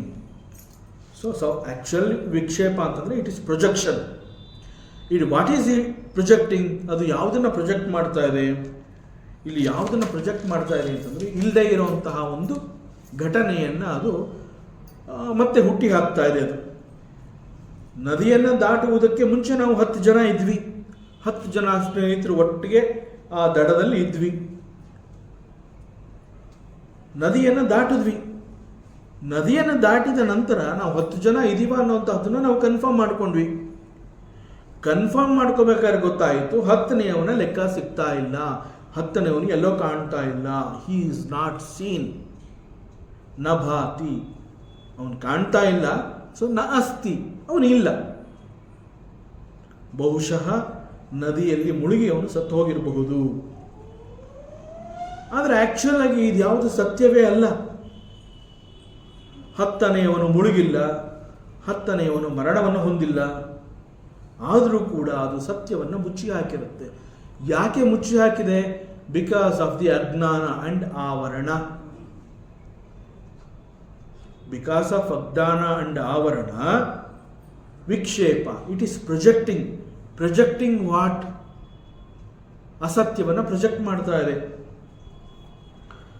ಸೊ ನಮ್ಮ ಸ್ನೇಹಿತನಿಗೆ ಈ ರೀತಿ ಆಗಬಾರ್ದಾಗಿತ್ತು ಅಂತ ಉತ್ಪ್ರೇಕ್ಷೆಯನ್ನು ಮಾಡ್ತಾ ಇದ್ದಾರೆ. ಇಂತಹ ಒಂದು ಕೆಟ್ಟ ಪರಿಸ್ಥಿತಿಗೆ ನಾವು ಬಂದ್ಬಿಟ್ವಿ. ಎಷ್ಟು ದುರ್ಗತಿ ನನ್ನ ಸ್ನೇಹಿತನಿಗೆ. ನಮ್ಮ 10ನೆಯ ಸ್ನೇಹಿತ ಅನ್ಯಾಯವಾಗಿ ನಮ್ಮ ಕಣ್ಣೆದುರಿಗೆ ಮರಣವನ್ನು ಹೊಂದಿಬಿಟ್ಟ. ಅವನಿಗೆ ಎಂತಹ ಗತಿ ಆಯಿತು. But what is the truth? ಅವನಿಗೆ ಯಾವ ರೀತಿಯ ಅಂತಹ ದುರ್ಗತಿ ಎನ್ನುವಂತಹದ್ದು ಬಂದೇ ಇಲ್ಲ. ಅವನು ನೀರಿನಲ್ಲಿ ಮುಳುಗಿಲ್ಲ, ಅವನು ಮರಣವನ್ನೇ ಹೊಂದಿಲ್ಲ. Where is he? ಆವರಣ, ಅಜ್ಞಾನದ ಕಾರಣದಿಂದ 10ನೇಯವನನ್ನು ಅದು ಮುಚ್ಚಿ ಹಾಕಿದೆ. ಅದು ಮುಚ್ಚಿ ಹಾಕಿರೋದ್ರಿಂದ ಅವರೆಲ್ಲ ಗೋಳಾಡ್ತಾ ಇದ್ದಾರೆ. ಅವರ ಗೋಳು, ಆ ಒಂದು ಸಂಕಟ, ನೋವು, ಇಟ್ ಈಸ್ ಪ್ರೊಜೆಕ್ಟಿಂಗ್, ವಿಕ್ಷೇಪ. 10ನೇಯವನು ಸಿಗ್ತಾ ಇಲ್ಲ ಅಂತ ಹೇಳಿ ಎಣಿಸಿದಾಗ ಅದನ್ನು ಗಮನಿಸಿದ ದಾರಿ ಹೋಕನಿಗೆ ಸತ್ಯ ಏನು ಅನ್ನುವಂತಹದ್ದು ಗೊತ್ತಾಯ್ತು. ಇವರು ಯಾಕೆ ಅಳ್ತಾ ಇದ್ದಾರೆ ಅನ್ನುವುದನ್ನು ಬಹಳ ಸೂಕ್ಷ್ಮವಾಗಿ ಅವನು ಗಮನಿಸಿದಾಗ ಇವರೆಲ್ಲರ ಈ ಒಂದು ನೋವು, ಸಂಕಟ, ದುಃಖಕ್ಕೆ ಕಾರಣ ಅಜ್ಞಾನ. ಆದರೆ ಅವ್ರಿಗೆ ಅರ್ಥ ಆಗಿಲ್ಲ ಪಾಪ.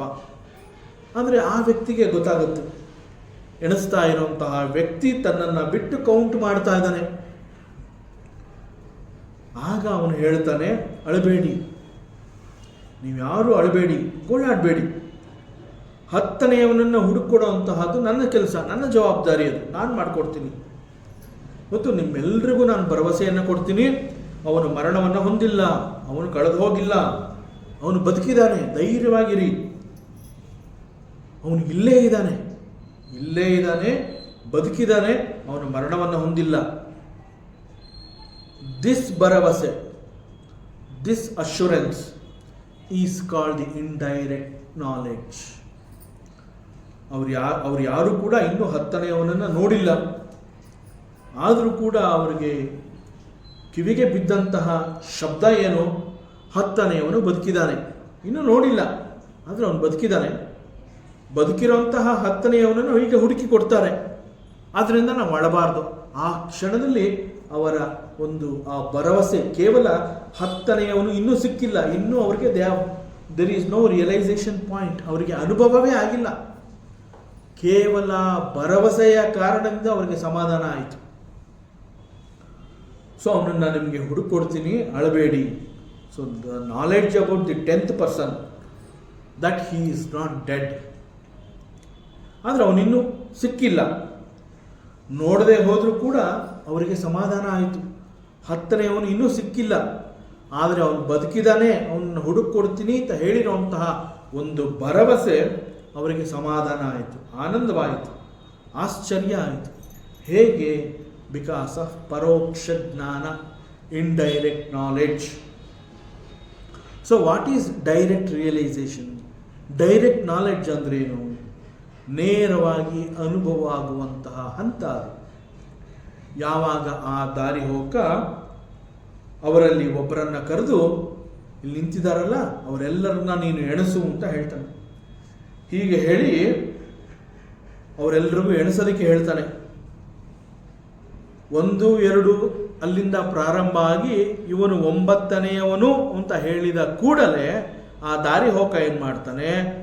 ಅವನದೇ ಕೈ ಬೆರಳುಗಳನ್ನು ಅವನ ಕಡೆಗೆ ತಿರುಗಿಸಿ, see you are the 10th person, ನೀನೇ 10ನೇಯ ಮನುಷ್ಯ, ನೀನೇ 10ನೇಯವನು.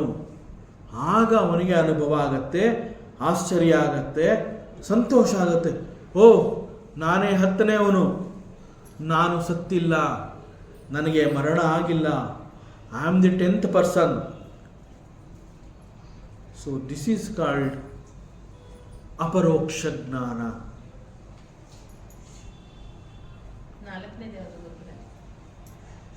ನಾಲ್ಕನೇದು ಭರವಸೆ, ಅಶ್ಯೂರೆನ್ಸ್.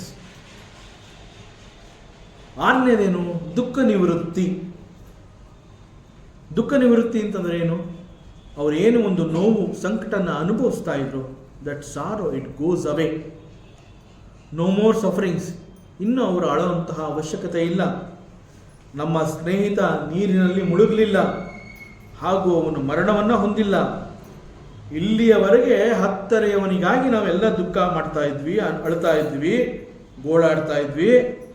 ಆದರೆ ಡೈರೆಕ್ಟ್ ಎಕ್ಸ್ಪೀರಿಯನ್ಸ್, ಅಪರೋಕ್ಷ ಜ್ಞಾನದ ನಂತರ ಅವ್ರು ಹೇಳ್ತಾರೆ, ನಮ್ಮೆಲ್ಲರ ದುಃಖ ನಿವೃತ್ತಿ ಆಯಿತು, ನಮ್ಮೆಲ್ಲರ ದುಃಖ ಕೊನೆ ಆಯಿತು. So the last one is called the ತೃಪ್ತಿ, ಸ್ಯಾಟಿಸ್ಫ್ಯಾಕ್ಷನ್ ಅಂತ ಹೇಳ್ತೀವಿ. ಇದನ್ನು ಸಂತೋಷ ಅಂತ ಕೂಡ ಕರಿತೀವಿ. ಬ್ಲಿಸ್ ಆ್ಯಂಡ್ ಹ್ಯಾಪಿನೆಸ್ ಅಂತ ಹೇಳ್ತೇವೆ. ಓಹೋ, ಈಗ ನಾವು ಮೊದಲಿನಂತೆ 10 ಜನ ಆಗಿದ್ದೀವಿ, ನಾವೆಲ್ಲ ಸೇರಿ ಈಗ 10 ಜನ ಆಗಿದ್ದೀವಿ ಅಂತ ಹೇಳಿ ಅವರಿಗೆಲ್ಲ ಖುಷಿಯಾಗುತ್ತೆ. ಸೊ ಇದು ಆ್ಯಕ್ಚುಲಿ ಒಂದು ಕತೆ. ಸ್ವಾಮಿ ವಿದ್ಯಾರಣ್ಯ ಅವರು ಈ ಒಂದು ಕಥೆಯನ್ನು ಪಂಚದಶಿ ಗ್ರಂಥದ 7ನೇ ಅಧ್ಯಾಯದಲ್ಲಿ ಒಂದು ಕಡೆ ಇದನ್ನು ಉದಾಹರಿಸಿ ಇಷ್ಟೊಂದು ಸುಂದರವಾಗಿ ಈ ಒಂದು ಸತ್ಯವನ್ನು ತಿಳಿಸ್ಕೊಟ್ಟಿದ್ದಾರೆ. ಬಟ್ ಸ್ವಾಮಿ ವಿದ್ಯಾರಣ್ಯರು ಇದನ್ನು ನಮ್ಮ ಸ್ಪಿರಿಚುವಲ್ ಜರ್ನಿಗೆ ಅಪ್ಲೈ ಮಾಡ್ಕೋಬೇಕು ಅಂತ ಹೇಳಿದ್ದಾರೆ. ಕೇವಲ ಒಂದು ಕತೆ ಹೇಳಿ ಆ 10 ಜನಕ್ಕೆ ಅನುಭವ ಆಯಿತು, that is not important.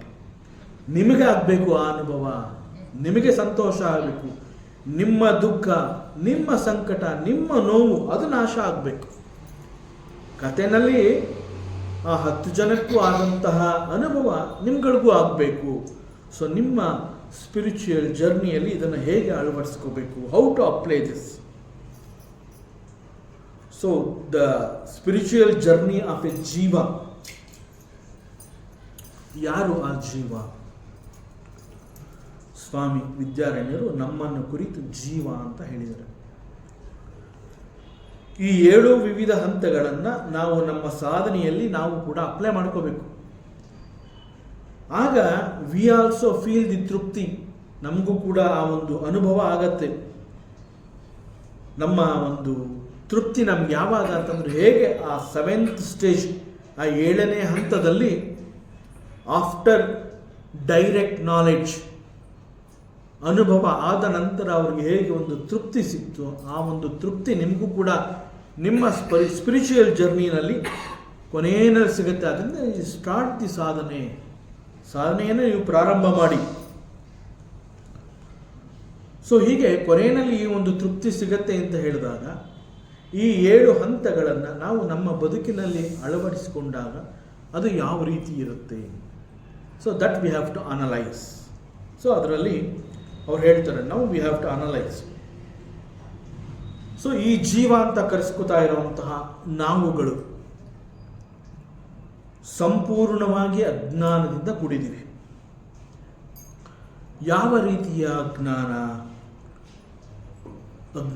About the self, ನನ್ನ ನೈಜ ಸ್ವರೂಪದ ಬಗ್ಗೆ ಇರುವಂತಹ ಒಂದು ಅಜ್ಞಾನ. ಹಾಗಾದರೆ what is my true nature, ನನ್ನ ನೈಜ ಸ್ವಭಾವ ಯಾವುದು? ಹಾಗಾದರೆ ಸಚ್ಚಿದಾನಂದ ಸ್ವರೂಪ, ಎಕ್ಸಿಸ್ಟೆನ್ಸ್, ಕಾನ್ಷಿಯಸ್ನೆಸ್ ಆ್ಯಂಡ್ ಬ್ಲಿಸ್. ಸಂಪೂರ್ಣವಾಗಿ ನಾವು ನಮ್ಮನ್ನು ದೇಹದೊಂದಿಗೆ ಗುರುತಿಸ್ಕೊಂಡಿದ್ದೀವಿ. ನಾವು ಮಾಡಿರುವಂತಹ ಮಿಸ್ಟೇಕೇ ಅದು. ನಮ್ಮನ್ನು ನಾವು ದೇಹದೊಂದಿಗೆ ಗುರುತಿಸ್ಕೊಂಡಿದ್ದೀವಿ. ಈ ದೇಹವನ್ನೇ ನಾನು ಅಂತ ತಿಳ್ಕೊಂಡಿದ್ದೀವಿ. ಇದಕ್ಕೆ ಒಂದು ಉದಾಹರಣೆಯನ್ನು ಕೊಟ್ಟವರು ಹೇಳ್ತಾರೆ, the face in the mirror ಅಂತ ಕರೀತಾರೆ. ವೇದಾಂತದಲ್ಲಿ ಈ ಒಂದು ಉದಾಹರಣೆ ಅಲ್ಲಲ್ಲಿ ಬರ್ತಾ ಇರುತ್ತೆ. ಏನದು the face in the mirror? Actually this is my real face. This is my real face. ಇದೇ ನಮ್ಮ ನಿಜವಾದ ಫೇಸ್. ಕನ್ನಡಿನಲ್ಲಿರೋದು ಯಾವುದು? That is reflected face. ಕನ್ನಡಿನಲ್ಲಿರೋಂತಹದ್ದು ನನ್ನ ಪ್ರತಿಬಿಂಬದಲ್ಲಿ ಮೂಡಿರುವಂತಹ ಒಂದು ಫೇಸ್. ಒಂದು ವೇಳೆ ನನ್ನ ನಿಜವಾದ ಫೇಸ್ ನನಗೆ ಮರೆತು ಹೋಗಿದೆ, ಯಾವುದೋ ಒಂದು ಕಾರಣದಿಂದ, ಒಂದು ಕೆಟ್ಟ ಅನುಭವದ ಕಾರಣದಿಂದ ನನಗೆ ನನ್ನ ನಿಜವಾದ ಫೇಸು ಹೇಗಿದೆ ಎನ್ನುವಂತಹದ್ದು ಮರೆತು ಹೋಗಿದೆ. ಈಗ ನನಗೆ ನನ್ನ ಫೇಸ್ ಹೇಗಿದೆ ಅನ್ನೋದು ಗೊತ್ತಾಗ್ತಾ ಇಲ್ಲ, ಮರೆತು ಬಿಟ್ಟಿದ್ದೀನಿ, ನನಗೆ ಅದು ಜ್ಞಾಪಕ ಬರ್ತಾ ಇಲ್ಲ. ಕನ್ನಡಿನಲ್ಲಿ ಪ್ರತಿಬಿಂಬಿಸ್ತಾ ಇರುವಂತಹ ಮುಖವನ್ನು ನೋಡಿ ನಾನು ಏನು ಹೇಳ್ತೀನಿ, I think this is my face. ನನ್ನ ನಿಜವಾದ ಮುಖ ನನಗೆ ಮರೆತು ಹೋಗಿರೋದ್ರಿಂದ ನನ್ನ ಮುಂದೆ ಒಂದು ಕನ್ನಡಿಯನ್ನು ಇಟ್ಟು ಕನ್ನಡಿಯನ್ನು ನೋಡ್ತೀನಿ, ಕನ್ನಡಿಯ ಎದುರುಗಡೆ ನಿಂತುಕೊಂಡು ನೋಡ್ತೀನಿ. ಕನ್ನಡಿಯಲ್ಲಿ ಎದುರು ನಿಂತು ನೋಡಿದಾಗ ಕನ್ನಡಿಯಲ್ಲಿ ಮೂಡಿ ಬಂದಂತಹ ಪ್ರತಿಬಿಂಬವನ್ನು ನೋಡಿ ನಾನು ಏನು ಹೇಳ್ತೀನಿ, I think that is my face. ಕನ್ನಡಿನಲ್ಲಿ ಇರೋದೇ ನನ್ನ ಮುಖ ಅಂತ ಹೇಳ್ತೀನಿ. ಈಗ ಒಂದು ವೇಳೆ ಕನ್ನಡಿನಲ್ಲಿ ಧೂಳು ತುಂಬಿದೆ, ಧೂಳು ತುಂಬಿರುವಂತಹ ಕನ್ನಡಿಯ ಎದುರು ನಿಂತು ನಾನು ನನ್ನನ್ನು ನೋಡ್ಕೋತೀನಿ. ಧೂಳು ತುಂಬಿರುವ ಕನ್ನಡಿಯಲ್ಲಿ ನನ್ನ ಪ್ರತಿಬಿಂಬ ಹೇಗಿದೆ, ಧೂಳಿನಿಂದ ಕೂಡಿದೆ. ಆಗ ನಾನು ಏನು ಹೇಳ್ತೀನಿ, ಧೂಳಿನಿಂದ ಕೂಡಿರುವಂತಹ ಮುಖವೇ ನನ್ನ ಮುಖ ಅಂತ ಹೇಳ್ತೀನಿ. ಅಥವಾ ಕನ್ನಡಿ ಒಡೆದು ಹೋಗಿದೆ, ಒಂದು ಸೀಳು ಬಿಟ್ಟಿದೆ, ಅಲ್ಲಿ ಪ್ರತಿಬಿಂಬ ಹೇಗೆ ಕಾಣುತ್ತೆ, ಮತ್ತೊಂದು ರೀತಿಯಲ್ಲಿ ಕಾಣುತ್ತೆ. ನನಗೆ ಗೊತ್ತಿಲ್ಲ, ನನ್ನ ಮುಖ ಮರೆತು ಹೋಗಿರೋದ್ರಿಂದ ಒಡೆದು ಹೋಗಿರುವಂತಹ ಕನ್ನಡಿಯಲ್ಲಿ ಕಂಡು ಬಂದಂತಹ ಮುಖವನ್ನು ನೋಡಿ ಬಹುಶಃ ಇದೇ ನನ್ನ ನಿಜವಾದ ಮುಖ ಅಂತ ಹೇಳ್ತೀನಿ. ಹೀಗೆ ಕನ್ನಡಿ ತೋರಿಸ್ತಾ ಇರುವಂತಹ ಪ್ರತಿಬಿಂಬದ ಮುಖವನ್ನು ನನ್ನ ಮುಖ ಅಂತ ಹೇಳ್ತೀನಿ. There are different types of mirrors. ಕೆಲವು ಕನ್ನಡಿಗಳು ನಮ್ಮನ್ನು ದಪ್ಪವಾಗಿ ತೋರಿಸುತ್ತೆ, ಅದನ್ನೇ ನನ್ನ ಮುಖ ಅಂತ ತಿಳ್ಕೊತೀನಿ. ಮತ್ತೊಂದು ಕನ್ನಡಿ ಬಹಳ ಸಣ್ಣದಾಗಿ ನಮ್ಮನ್ನು ತೋರಿಸುತ್ತೆ, ಅದನ್ನೇ ನನ್ನ ಮುಖ ಅನ್ಕೋತೀನಿ. ಮತ್ತಷ್ಟು ಕೆಲವು ಬೇರೆ ರೀತಿಯ ಕನ್ನಡಿ ಇದೆ, ಬಹಳ ದೂರದಲ್ಲೆಲ್ಲೋ ಇರೋ ಹಾಗೆ ನನ್ನನ್ನು ತೋರಿಸುತ್ತೆ. ದೂರದಲ್ಲಿ ಅಸ್ಪಷ್ಟವಾದ ಮುಖವನ್ನು ಗುರುತಿಸಿ ಅದೇ ನನ್ನ ಮುಖ ಅಂತ ಹೇಳ್ತೀನಿ. ಇದಕ್ಕೆ ಕಾರಣ ಏನು ಅಂತಂದರೆ, ನನ್ನ ಮುಖ ನನಗೆ ಮರೆತು ಹೋಗಿದೆ. ನನ್ನ ಮುಖವನ್ನು ಈ ರೀತಿ ಕನ್ನಡಿಯಲ್ಲಿ ಕಂಡು ಬಂದಂತಹ ಮುಖವನ್ನು ನನ್ನ ಮುಖ ಅಂತ ಹೇಳಿ ತಿಳ್ಕೊಂಡು ಧೂಳು ತುಂಬಿರುವಂತಹ ಮುಖವನ್ನು, ಸೀಳು ಬಿಟ್ಟಂತಹ ಕನ್ನಡಿಯನ್ನು ನೋಡಿ ಅದರಲ್ಲಿ ಕಂಡು ಬಂದಂತಹ ಮುಖವನ್ನು ನೋಡಿ ಅದು ನನ್ನ ಮುಖ ಅಂತನೋ, ಅಥವಾ ದಪ್ಪಗೆ ಕಾಣಿಸ್ತಾ ಇರುವಂತಹ ಕನ್ನಡಿಯನ್ನು ನೋಡಿ ಅಲ್ಲಿ ಕಂಡು ಬಂದಂತಹ ಮುಖವನ್ನು ನೋಡಿ ಅದು ನನ್ನ ಮುಖವೋ, ಒಟ್ಟಿನಲ್ಲಿ ನನ್ನ ರಿಯಲ್ ಫೇಸ್ ನನಗೆ ಮರೆತು ಹೋಗಿ ಅನ್ರಿಯಲ್ ಫೇಸ್ಗಳನ್ನ ತೋರಿಸ್ತಾ ಇರುವಂತಹ ಕನ್ನಡಿಯ ಪ್ರತಿಬಿಂಬವನ್ನು ನೋಡಿ ನಾನು ದುಃಖವನ್ನು ಪಡ್ತಾ ಇದ್ದೀನಿ. That is called ajnana. ಅದಕ್ಕಾಗಿ ದುಃಖಿಸುವಂಥದ್ದು. This is called ignorance. ಇದು ಈ ಇಗ್ನೋರೆನ್ಸ್ ಅನ್ನುವಂತಹದ್ದು ಕೇವಲ ಒಂದು ಜನ್ಮದ್ದಲ್ಲ,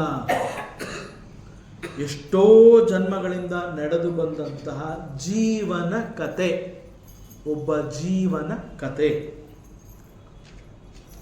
ಸೊ ದಟ್ ಜೀವ it's me.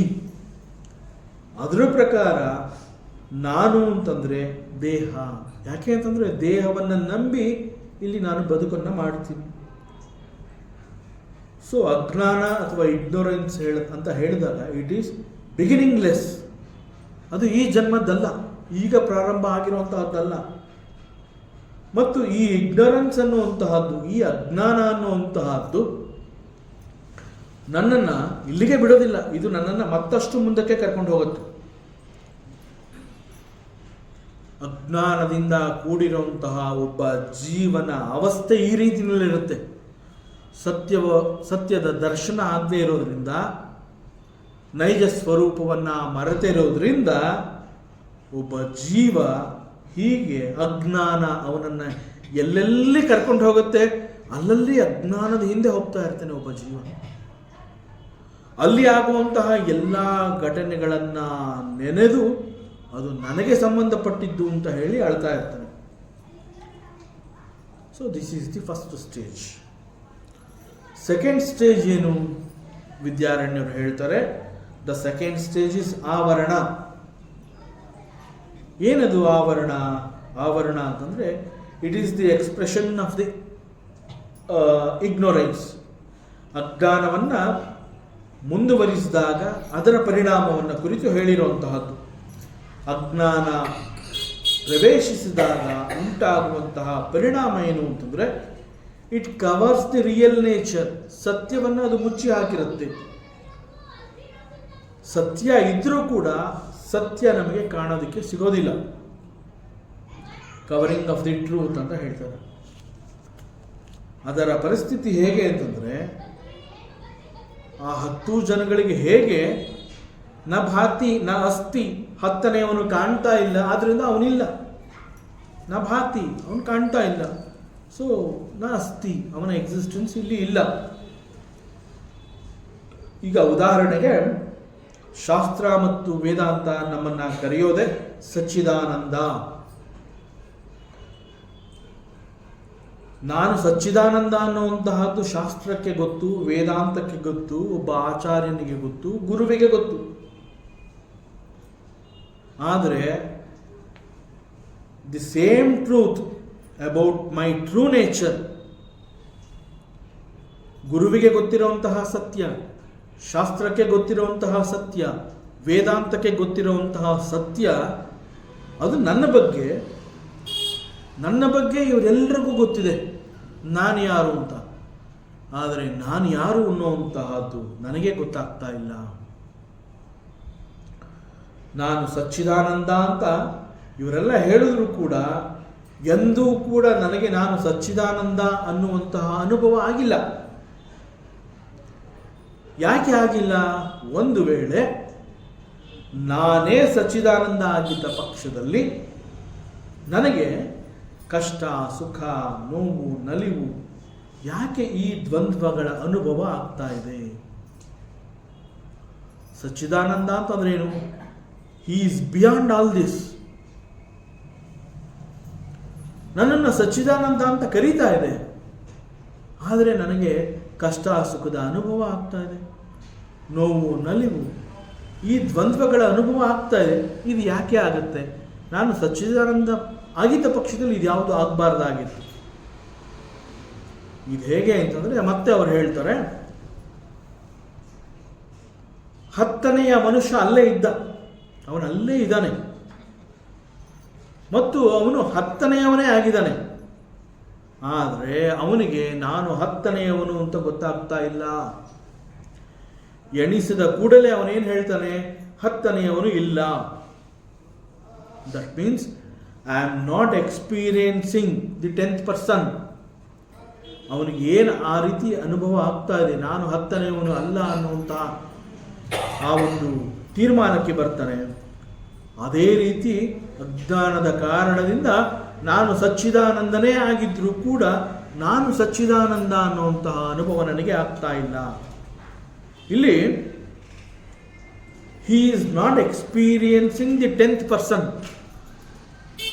and the 10th person is there. ಇಲ್ಲಿ ಎರಡೂ ಕೂಡ ಸುಳ್ಳು. 10ನೆಯವನು ಇದ್ದಾನೆ, ಅದು ಅವನೇ ಆಗಿದ್ದಾನೆ, ಆದರೆ ಅವನಿಗೆ ಅದರ ಅನುಭವ ಆಗ್ತಾ ಇಲ್ಲ. ದಿಸ್ ಈಸ್ ದಿ ಪರಿಸ್ಥಿತಿ ಆಫ್ ಎ ಜೀವ ಅಂತ ಸ್ವಾಮಿ ವಿದ್ಯಾರಣ್ಯ ಅವರು ಹೇಳ್ತಾ ಇದ್ದಾರೆ. ನಾನು ಸಚ್ಚಿದಾನಂದ ಅನ್ನುವಂತಹ ಅನುಭವ ನನಗಾಗ್ತಾ ಇಲ್ಲ. ಶಾಸ್ತ್ರ ಹೇಳ್ತಾ ಇದೆ, ಶಾಸ್ತ್ರ ಹೇಳಿದ್ರು ಕೂಡ ಇಲ್ಲಿ ಈ ಒಂದು ಅನುಭವ ನನಗೆ ಆಗ್ತಾ ಇಲ್ಲ. ಯಾಕೆ ಅಂತಂದ್ರೆ ನ ಭಾತಿ ನಾಸ್ತಿ. ಇದೊಂದು ತಪ್ಪಿನ ಕಾರಣದಿಂದ ಜೀವ ತನ್ನನ್ನು ದೇಹ ಮತ್ತು ಮನಸ್ಸಿನಿಂದ ಗುರುತಿಸಿಕೊಂಡು ಇದು ನಾನೇ ಆಗಿದ್ದೀನಿ, ಹಾಗೂ ದೇಹ ಮತ್ತು ಮನಸ್ಸಿನ ಮೂಲಕ ಆಗುವಂತಹ ಎಲ್ಲ ಚಟುವಟಿಕೆಗಳು ಕೂಡ ನನ್ನ ಚಟುವಟಿಕೆಗಳು, ಹಾಗೂ ದೇಹ ಮನಸ್ಸಿಗೆ ಆಗುವಂತಹ ಎಲ್ಲ ಎಕ್ಸ್ಪೀರಿಯನ್ಸ್ಗಳು ಕೂಡ ನನ್ನ ಎಕ್ಸ್ಪೀರಿಯನ್ಸ್. ದೇಹಕ್ಕೆ ಆಗುವಂತಹ ನೋವು, ಮನಸ್ಸಿಗೆ ಆಗುವಂತಹ ನೋವು, ಅದೇ ರೀತಿ ದೇಹಕ್ಕೆ ಆಗುವಂತಹ ಸುಖ, ಮನಸ್ಸಿಗೆ ಆಗುವಂತಹ ಸುಖ, ಇವೆಲ್ಲ ದೇಹ ಮತ್ತು ಮನಸ್ಸಿಗೆ ಸಂಬಂಧಪಟ್ಟಿರುವಂತಹದ್ದು. ಆದರೆ ದೇಹ ಮತ್ತು ಮನಸ್ಸಿನೊಂದಿಗೆ ನಾನು ನನ್ನನ್ನು ಗುರುತಿಸಿಕೊಂಡಿರೋದ್ರಿಂದ ದೇಹ ಮತ್ತು ಮನಸ್ಸಿಗೆ ಆಗುವಂತಹ ಎಲ್ಲ ಕಷ್ಟ ಸುಖ, ಆಲ್ ಟೈಪ್ಸ್ ಆಫ್ ಎಕ್ಸ್ಪೀರಿಯನ್ಸಸ್, ಅದು ನನ್ನ ಎಕ್ಸ್ಪೀರಿಯನ್ಸ್ ಅಂತಲೇ ನಾವು ಅರ್ಥ ಮಾಡ್ಕೋತೀನಿ. ಆದ್ದರಿಂದ ನನ್ನ ಹುಟ್ಟು ಅಂತ ಹೇಳಿದ್ರೆ ಆ್ಯಕ್ಚುಯಲ್ ಆಗಿ ನಾನು ಎಂದಿನಿಂದಲೂ ಇರುವಂತಹವನು. ಆದರೆ ದೇಹ ಹುಟ್ಟಿದಾಗ ದೇಹದ ಹುಟ್ಟನ್ನು ನನ್ನ ಹುಟ್ಟು ಅಂತ ಹೇಳ್ಕೊತೀನಿ. ದೇಹದ ಬೆಳವಣಿಗೆಯನ್ನು ನನ್ನ ಬೆಳವಣಿಗೆ ಅಂತ ಹೇಳ್ತೀನಿ. And the death of the body is my death, ಅದು ನನ್ನ ಮರಣ. ಇದಕ್ಕಾಗಿ ದುಃಖ, ಇದಕ್ಕಾಗಿ ನೋವು. ಇದೇನು ಅಂತಂದರೆ ದಿಸ್ ಇಸ್ ಕಾಲ್ಡ್, ವೇದಾಂತದಲ್ಲಿ ಇದನ್ನು ಕರ್ತ ಮತ್ತು ಭೋಕ್ತ ಅಂತ ಹೇಳ್ತಾರೆ. ಇದು ಈ ಕರ್ತ ಮತ್ತು ಭೋಕ್ತ ಅನ್ನುವಂತಹದ್ದು ಕೇವಲ ಒಂದು ಜನ್ಮಕ್ಕೆ ಇದು ಸೀಮಿತವಾಗಿಲ್ಲ. It goes life after life. ಜನ್ಮ ಜನ್ಮಾಂತರಗಳಲ್ಲಿ ಇದು ಇದೇ ರೀತಿಯಲ್ಲಿ ನಡ್ಕೊಂಡು ಬಂದಿದೆ. This is extended over many life times.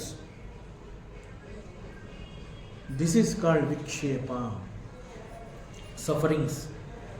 ಇದನ್ನು ಸಂಸಾರ ಅಂತ ಕೂಡ ನಮ್ಮ ವೇದಾಂತ ಹೇಳುತ್ತೆ. ಒಬ್ಬ ಜೀವನ ಅವನ ಸ್ಪಿರಿಚುವಲ್ ಜರ್ನಿಯಲ್ಲಿ this is the third stage, ವಿಕ್ಷೇಪ ಅನ್ನುವಂತಹದ್ದು. ಎಷ್ಟೋ ಜನ್ಮಗಳ ನಂತರ ಸಂಪಾದಿಸಿದಂತಹ ಪುಣ್ಯ ಕರ್ಮದ ಫಲಗಳ ಕಾರಣದಿಂದ ಅವನಿಗೆ ಒಬ್ಬ ಗುರು ಅನ್ನುವಂಥ ಅವನು ಸಿಗ್ತಾನೆ.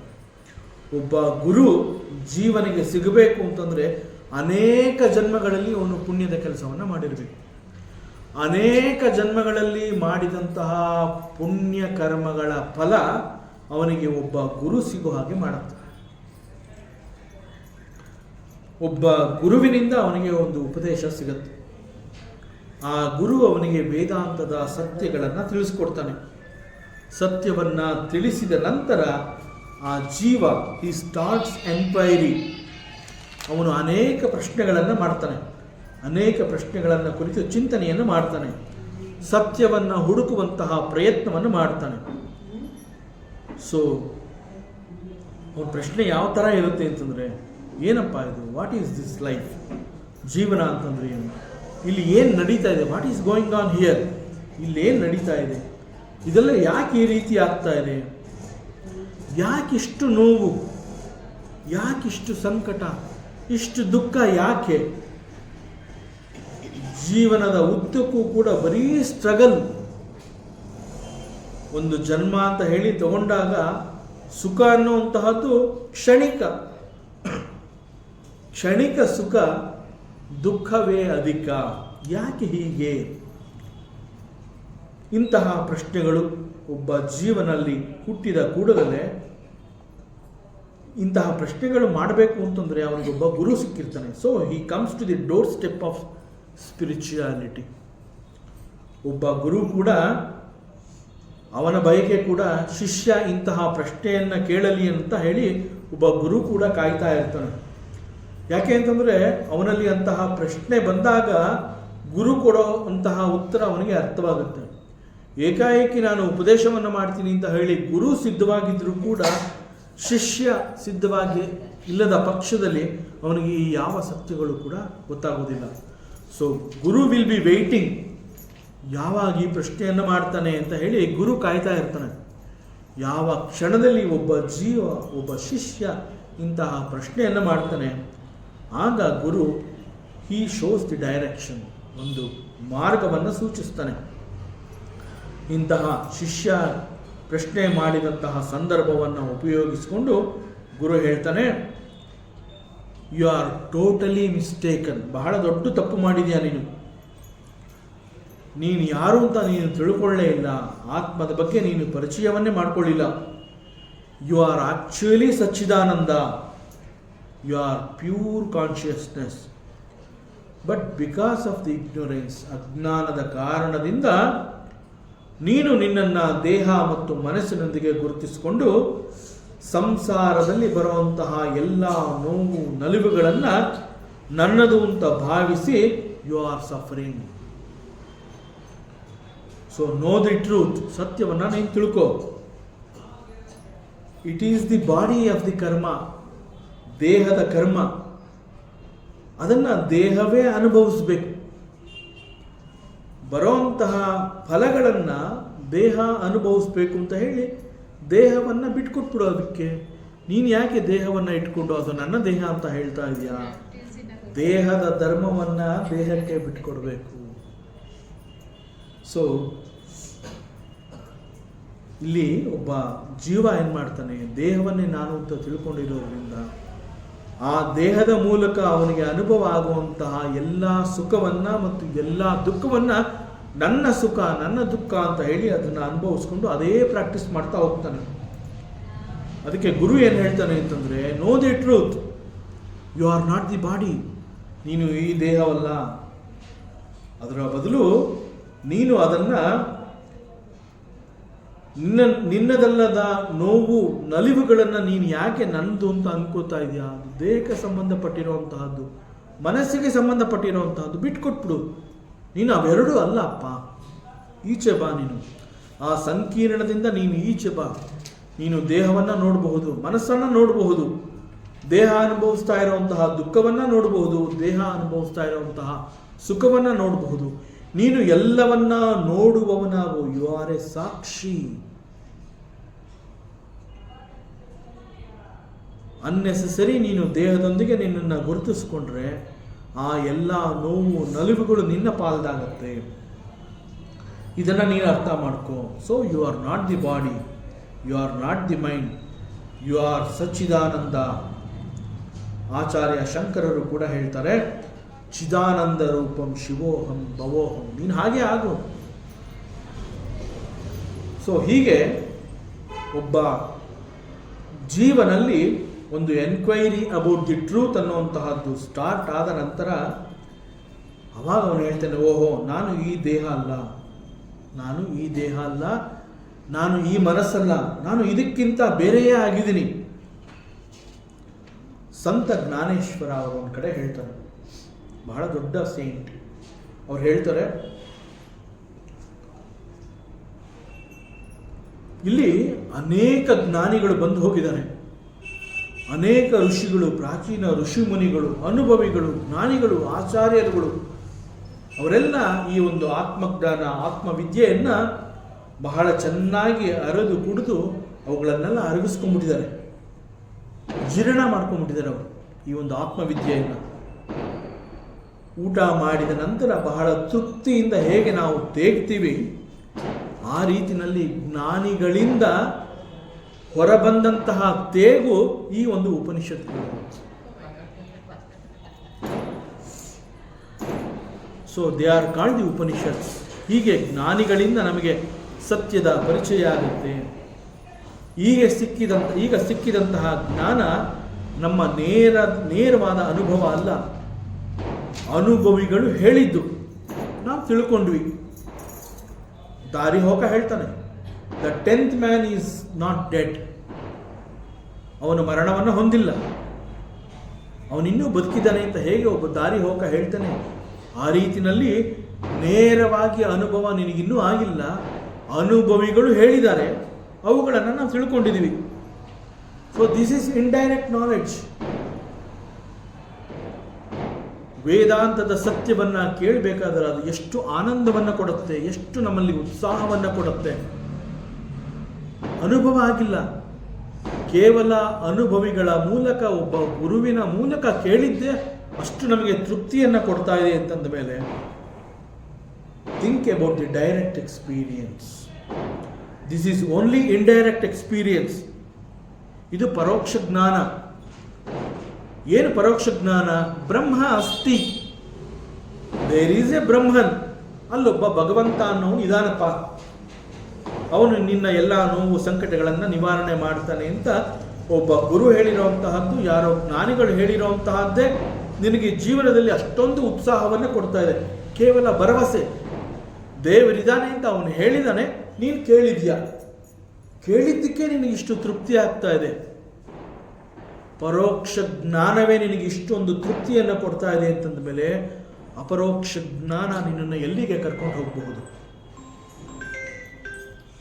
10ನೆಯವನು ನೀನೇ ಅಂತ ಹೇಳಿ ಆ ಒಬ್ಬ ದಾರಿ ಹೋಗ ತಿಳಿಸಿಕೊಟ್ಟ ನಂತರ 10ನೆಯವನಿಗೆ ಎಷ್ಟು ಖುಷಿಯಾಗುತ್ತೆ. ಓಹೋ, ನಾನಿನ್ನೂ ಸತ್ತಿಲ್ಲ, ನಾನೇ 10ನೆಯವನು, ನಾನು ಬದುಕಿದ್ದೀನಿ, ನಾನೇ 10ನೆಯವನು ಅಂತ ಹೇಗೆ ಅವನು ಕುಣಿದಾಡ್ತಾನೆ. ಆ ರೀತಿನಲ್ಲಿ ಡೈರೆಕ್ಟ್ ಎಕ್ಸ್ಪೀರಿಯನ್ಸ್ ನಿನಗಾಗಬೇಕು. You should realise that you are Sachchidananda. ಅದು ನಿನಗೆ ಆಗಬೇಕು ಅಂತಂದರೆ you have to start the spiritual practice. Exactly like that ಒಬ್ಬ ಗುರು ಕೂಡ ಅಂತಹ ಸತ್ಯವನ್ನು ಉಪದೇಶಿಸಿ ತಿಳಿಸಿಕೊಡ್ತಾನೆ. 10ನೆಯವನು ಇದ್ದಾನೆ, ಅವನು ಮರಣವನ್ನು ಹೊಂದಿಲ್ಲ ಅಂತಂದಾಗ ಇನ್ನೂ 10ನೆಯವನನ್ನು ನೋಡದೆ ಹೋದರೂ ಕೂಡ ಅವರೆಲ್ಲರಿಗೂ ಹೇಗೆ ಸಂತೋಷ ಆಗತ್ತೆ, ಸಮಾಧಾನ ಆಗತ್ತೆ. ಆ ರೀತಿಯಲ್ಲಿ ಒಬ್ಬ ಗುರು, ಒಬ್ಬ ಋಷಿ ಬ್ರಹ್ಮ ಅಸ್ತಿ ಅಂತ ಹೇಳಿದನಷ್ಟೇ. There is a Sachchidananda, there is a Bhagavanta, there is a Paramatma. ಹೀಗೆ ಹೇಳಿದಾಗ ನಿಧಾನವಾಗಿ ನಾವು ನಂಬ್ತೀವಿ. ಯಾಕೆಂದರೆ ಕೇಳಿರ್ತೀವಿ, ಸಮಾಧಾನ ಆಗಿರುತ್ತೆ, ಮನಸ್ಸು ನಿಲ್ಲತ್ತೆ. ಕುಣಿದಾಡ್ತಾ ಇದ್ದಂತಹ ಮನಸ್ಸು ಸ್ಥಿರವಾಗಿ ನಿಲ್ಲುತ್ತೆ. ವೇದಾಂತದ ಶ್ರವಣದಲ್ಲಿ ಇರೋ ಶಕ್ತಿನೇ ಅದು. ಯಾವಾಗ ಕೆಲವು ಆತ್ಮವಿಚಾರಗಳನ್ನು ಕೇಳ್ತೀವಿ, ಕುಣಿದಾಡ್ತಾ ಇದ್ದಂತಹ ಮನಸ್ಸು ಸ್ಥಿರವಾಗಿ ನಿಲ್ಲುತ್ತೆ. ಸ್ಥಿರವಾದ ಮನಸ್ಸು, ನಿಂತ ಮನಸ್ಸು ಭಗವಂತನನ್ನು ನೋಡುತ್ತೆ ಅಂತ ಜನಕ ಮಹಾರಾಜ ತನ್ನ ಅನುಭವವನ್ನು ಹೇಗೆ ಹೇಳಿಕೊಂಡ, ಆ ರೀತಿಯಲ್ಲಿ ನಿಜವಾಗಿ ಒಬ್ಬ ಗುರು ಹೇಳಿದಾಗ ನಾವು ನಂಬ್ತೀವಿ. ಓಹೋ, it is possible, there is a God. ಒಬ್ಬ ದೇವರು ಅಂತ ಒಬ್ಬ ಇದ್ದಾನೆ. ಆದರೆ ಇನ್ನೂ ನಾನು ನೋಡಿಲ್ಲ, ಆ ನೋಡಿದ ಅನುಭವ ಆಗಬೇಕು. It is to be experienced. ಯಾವಾಗ ಆ ಒಂದು ಭರವಸೆ ನಮ್ಮಲ್ಲಿ ಸಮಾಧಾನವನ್ನು ಕೊಡುತ್ತೆ, ನಮ್ಮ ಮನಸ್ಸನ್ನು ನಿಲ್ಲಿಸುತ್ತೆ, ನಿಂತ ಮನಸ್ಸು ಯೋಗ್ಯತೆಯನ್ನು ಗಳಿಸಿರುತ್ತೆ. ಆಗ ನಿಧಾನವಾಗಿ ನಾವು ಮುಂದಿನ ಹಂತಕ್ಕೆ ನಾವು ತಯಾರಾಗ್ತೀವಿ. ದ ನೆಕ್ಸ್ಟ್ ಸ್ಟೇಜ್ ಈಸ್ ಅಪರೋಕ್ಷ ಜ್ಞಾನ, ಡೈರೆಕ್ಟ್ ಎಕ್ಸ್ಪೀರಿಯನ್ಸ್, ಸಾಕ್ಷಾತ್ಕಾರ ಅಂತ ವೇದಾಂತ ಕರೆಯುತ್ತೆ. ಭಗವಂತನನ್ನ ಯಾವುದೇ ಕ್ಷಣದಲ್ಲಿ ನೋಡುವಂತಹ ಕ್ಷಣ. We are ready. ಭಗವಂತನನ್ನ ಗುರುತಿಸುವ, ನೋಡುವ ಹಂತಕ್ಕೆ ನಾವು ಬೆಳೆದಿರ್ತೀವಿ. 10ನೆಯ ಮನುಷ್ಯನನ್ನ ದಾರಿ ಹುಡುಕಿ ಕೊಟ್ಟು ಅದು ನೀನೇ ಅಂತ ಹೇಳಿದಾಗ ಅವನು ಹೇಗೆ ಅದನ್ನು ಒಪ್ಕೋತಾನೆ. Yes, I am the 10th man, ನಾನೇ 10ನೆಯವನು, ನಾನಿನ್ನು ಮರಣವನ್ನು ಹೊಂದಿಲ್ಲ, ನಾನು ಸತ್ತಿಲ್ಲ, ನಾನು ಬದುಕಿದ್ದೀನಿ ಅಂತ ಅವನು ಹೇಗೆ ಖುಷಿಯಿಂದ ಕುಣಿತಾನೆ. That is called the direct experience. ಹೀಗೆ ಒಂದಾದ ನಂತರ ಮತ್ತೊಂದು ಅಂತ ಹೇಳಿ ನಮ್ಮನ್ನು ತಿಡುತ್ತಾ ಬರುತ್ತೆ. ಒಂದು ಸೂಕ್ತ ಸಮಯದಲ್ಲಿ ಒಂದು ರೀತಿಯ ಜಾಗೃತಿ ಮುಚ್ಚಿರುವಂತಹ ನಮ್ಮ ಪರದೆ ಅಂತಂದರೆ ಅಜ್ಞಾನದ ಪರದೆಯನ್ನು ಅದು ಕಳಚಿ ಹಾಕುತ್ತೆ. ಅಷ್ಟು ಮಾತ್ರ ಅಲ್ಲ, there is a Brahman. There is a Brahman ಅಲ್ಲ, ದಟ್ ಬ್ರಹ್ಮನ್, ಯು ಆರ್ ದಟ್ ಬ್ರಹ್ಮನ್. ತತ್ವಮಸಿ, ಅದು ನೀನೇ ಆಗಿದೆಯಾ. 10ನೆಯವನು ಇದ್ದಾನೆ, ಅಷ್ಟು ಮಾತ್ರ ಅಲ್ಲ, 10ನೆಯವನು ನೀನೇ ಆಗಿದೆ ಅಂತ ಹೇಳಿದಾಗ ಏನು ಒಂದು ಸಂತೋಷ ಆಗುತ್ತೆ. ಅಂತಹ ಸಂತೋಷವನ್ನು ನಮ್ಮ ವೇದಾಂತ ಇಂತಹ ಒಂದು ಪಾಠವನ್ನು ಕಲಿಸಿಕೊಡುತ್ತೆ. ಹೀಗೆ ವೇದಾಂತ ಕಲಿಸಿಕೊಡುವಂತಹ ಪ್ರತಿ ಪಾಠ ಒಟ್ಟು ಸೇರಿದಾಗ ಮತ್ತು ಅವೆಲ್ಲವನ್ನು ನಾವು ಉಪಯೋಗಿಸಿಕೊಂಡಾಗ ಸಡನ್ನಾಗಿ ಒಂದು ರೀತಿಯಲ್ಲಿ ನಮ್ಮ ಅಜ್ಞಾನದ ಹೊದಿಕೆ ಕಳಚಿ ಜಾರಿ ಬೀಳುತ್ತೆ. ಈ ಒಂದು ಕ್ಷಣವನ್ನು this is called the direct experience or the realisation about the self, realisation about the Brahman, realisation about the Bhagavanta. ಈ ಒಂದು ಅನುಭವ ಆಗೋದಕ್ಕೆ ಮುಂಚೆ 10 ಜನರ ಗುಂಪಿನಲ್ಲಿ ಪ್ರತಿಯೊಬ್ಬರು ಕೂಡ ಹೇಗೆ 1ರಿಂದ 9 ಎಣಿಸ್ತಾ ಇದ್ರು, ಒಬ್ಬ ಜೀವನ ಪರಿಸ್ಥಿತಿ ಕೂಡ ಕೇವಲ 1ರಿಂದ 9 ಎಣಿಸಿ 10ನೆಯವನು ಇಲ್ಲ ಅಂತ ಹೇಗೆ ಗೋಳಾಡ್ತಾನೆ, ಆ ರೀತಿಯ ಗೋಳಾಟ ಒಬ್ಬ ಜೀವನ ಪರಿಸ್ಥಿತಿ ಆಗಿರುತ್ತೆ. ಅದರಿಂದ ಯಾರು ನೀನು ಅನ್ನುವಂತಹದನ್ನು ನೀನು ಕಂಡುಕೋಬೇಕು. ನಾನು means I am not this body. ನಾನು ಅಂತಂದ್ರೆ ಅದು ಈ ದೇಹ ಅಲ್ಲ. ವೇದ ಅಂತ ಕೇವಲ ನೀನು ದೇಹ ಅಲ್ಲ ಅಂತ ಮಾತ್ರ ಹೇಳೋದಿಲ್ಲ, ಪ್ರತಿ ಹಂತದಲ್ಲೂ it proves that you are not the body. ಪ್ರತಿ ಹಂತದಲ್ಲೂ ಹೇಳುತ್ತೆ ನೀನು ಈ ದೇಹ ಅಲ್ಲ, ದೇಹಕ್ಕಿಂತಲೇ ಬೇರೆ ಆಗಿರೋದ್ರಿಂದ it is possible for you to see the body. ಈಗ ಹೇಗೆ ನಾವು ನನಗಿಂತ ಬೇರೆ ಆಗಿರುವಂತಹ ಈ ವಾಚನ್ನು ನಾನು ದಿಸ್ ಈಸ್ ವಾಚ್ ಅಂತ ಹೇಳೋದಕ್ಕೆ ಹೇಗೆ ಸಾಧ್ಯ ಅಂತಂದರೆ, it is different from me. I am seeing this body, I am not the body. I am seeing the body, I am not the body. Body is different from me. ಈ ರೀತಿಯ ಅನುಭವದ ಪಾಠಗಳನ್ನು ನೇರವಾಗಿ ನಮಗೆ ವೇದಾಂತ ತಿಳಿಸ್ಕೊಡುತ್ತೆ. ಆದ್ದರಿಂದ ದೇಹದಲ್ಲಾಗುವಂತಹ ಎಲ್ಲ ಬದಲಾವಣೆಗಳನ್ನು ನಾವು ಗಮನಿಸ್ತೀವಿ. ನಾವೇ ಹೇಳ್ಕೊತೀವಿ, ನಾನು ಮಗು ಆಗಿದ್ದೆ, ಆಗ ಈ ರೀತಿ ಇದ್ದೆ, ಅಂಬೆಗಾಲಿಡ್ತಾ ಇದ್ದೆ, ಜಾರಿ ಬಿದ್ದಿದ್ದೆ, ಜಾರಿ ಬಿದ್ದ ಮಗುವಿನ ಅವಸ್ಥೆ ನನಗೆ ಗೊತ್ತು, ಎದ್ದು ನಿಂತು ಓಡಾಡಿದ ಅವಸ್ಥೆ ನನಗೆ ಗೊತ್ತು, ಯುವಕನಾಗಿ ಗೃಹಸ್ಥನಾದಾಗ ಆಗಿದ್ದ ದೇಹ ಅದು ಕೂಡ ಗೊತ್ತು, ಮುಪ್ಪು ಆವರಿಸಿದಾಗ ವೃದ್ಧಾಪ್ಯದ ಪರಿಚಯ ಕೂಡ ಆಗಿದೆ. ದಟ್ ಮೀನ್ಸ್ ಇವೆಲ್ಲ ದೇಹದಲ್ಲಿ ಆಗ್ತಾ ಇರುವಂತಹ ಬದಲಾವಣೆಗಳು. ದೇಹದಲ್ಲಿ ಆಗ್ತಾ ಇರುವಂತಹ ಈ ಎಲ್ಲ ಬದಲಾವಣೆಗಳನ್ನು ನಾನು ನೋಡ್ತಾ ಇದ್ದೀನಿ ಅಂತಂದರೆ, ನಾನು ನೋಡುವವನು, I am not the body. ನಾನು ಕೇವಲ ಸಾಕ್ಷಿ, ನಾನು ನೋಡ್ತಾ ಇದ್ದೀನಿ. ಅದೇ ರೀತಿ ನಾವು ಉಸಿರಾಟ ಅಂತ ಹೇಳ್ತೀವಿ, ಬ್ರೀತಿಂಗ್ ಅಂತ ಹೇಳ್ತೀವಿ. ಈ ಉಸಿರಾಟ ಅಂತಂದ್ರೆ ನಾವು ಅದನ್ನು ಪ್ರಾಣವಾಯು ಅಂತ ಹೇಳ್ತೀವಿ. ಸೊ ಪ್ರಾಣವಾಯುವಿನ ಬಗ್ಗೆ ಕೂಡ ನಮಗೆ ಅರಿವು ಇದೆ. We are experiencing the pranavayu.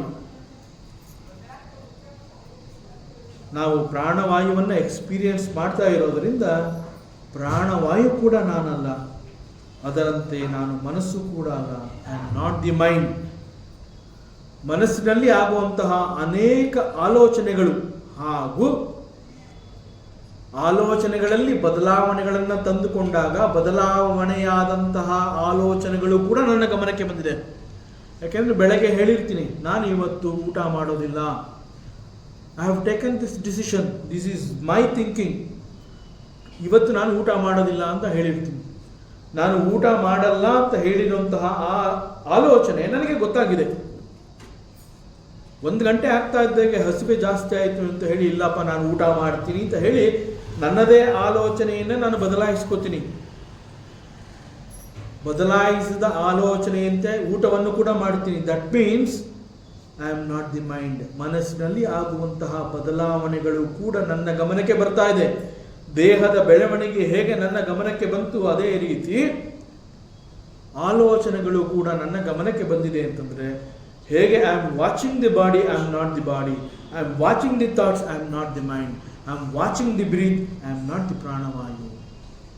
ಇವೆಲ್ಲವುಗಳಿಗಿಂತ ನಾನು ಬೇರೆ. I am the seer of all these things, hence I am not all these. ಆದ್ದರಿಂದ ನಾನು I am different from all these. ಮನಸ್ಸು ಬುದ್ಧಿಯ ಮೂಲಕ ಅನುಭವಿಸಬಹುದಾದ ಆನಂದ, ಸಂತೋಷ ಎಲ್ಲವನ್ನ ನಾನು ಗಮನಿಸಬಲ್ಲೆ. ನಾನು ಸಂತೋಷವಾಗಿದ್ದೀನಿ ಅನ್ನುವಂತಹದ್ದು ನನಗೆ ಗೊತ್ತು, ನಾನು ದುಃಖವಾಗಿದ್ದೀನಿ ಅನ್ನುವಂತಹದ್ದು ಕೂಡ ಗೊತ್ತು.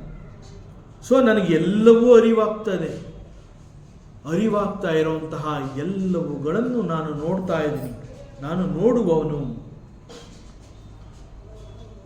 ಸೊ ಈ ಬದಲಾವಣೆಗಳು, ಮನಸ್ಸಿನ ಆಲೋಚನೆಗಳು, ಆನಂದ, ಇವೆಲ್ಲ ಏನು ಅಂತಂದರೆ ಪಂಚಕೋಶಗಳು ಅಂತ ನಾವೇನು ಹೇಳ್ತೀವಿ. ಈ ಪಂಚಕೋಶಗಳನ್ನು ಗಮನಿಸುವವನು ಕೂಡ ನಾನೇ ಆಗಿದ್ದೀನಿ.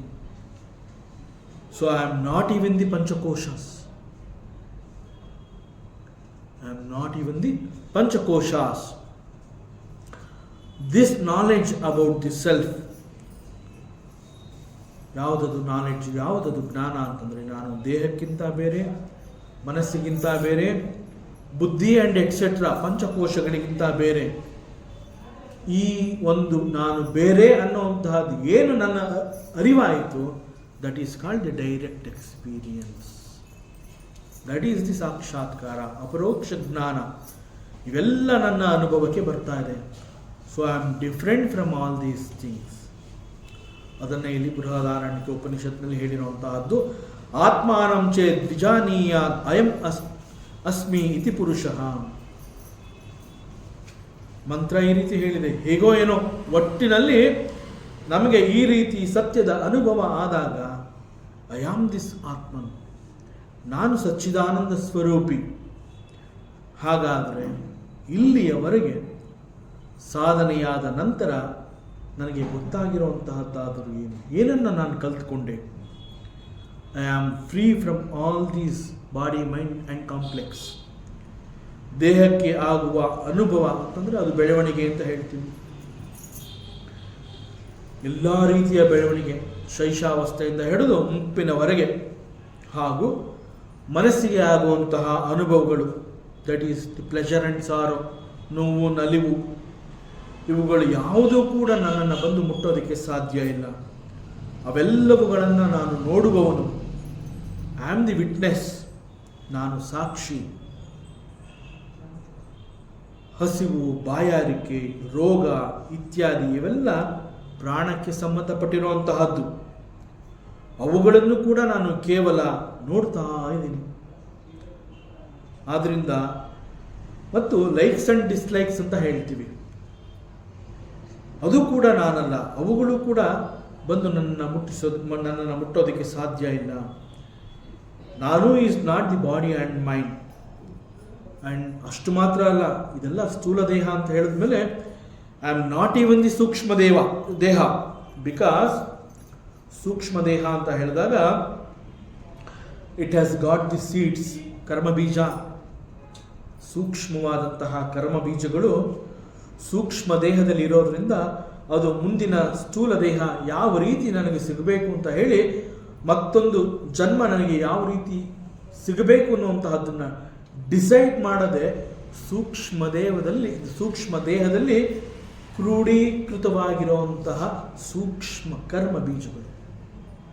ನನ್ನ ಮುಂದಿನ ಜನ್ಮ ಯಾವ ರೀತಿ ಇರಬೇಕು, ನನ್ನ ದೇಹ ಹೇಗಿರಬೇಕು, ನಾನು ಹೇಗೆ ಹುಟ್ಟಬೇಕು, ಮನುಷ್ಯನಾಗಿ ಹುಟ್ಟಬೇಕಾ, ಪ್ರಾಣಿಯಾಗಿ ಹುಟ್ಟಬೇಕಾ, ಮರವಾಗಬೇಕಾ, ಗಿಡವಾಗಬೇಕಾ, ನಾನು ಯಾರು?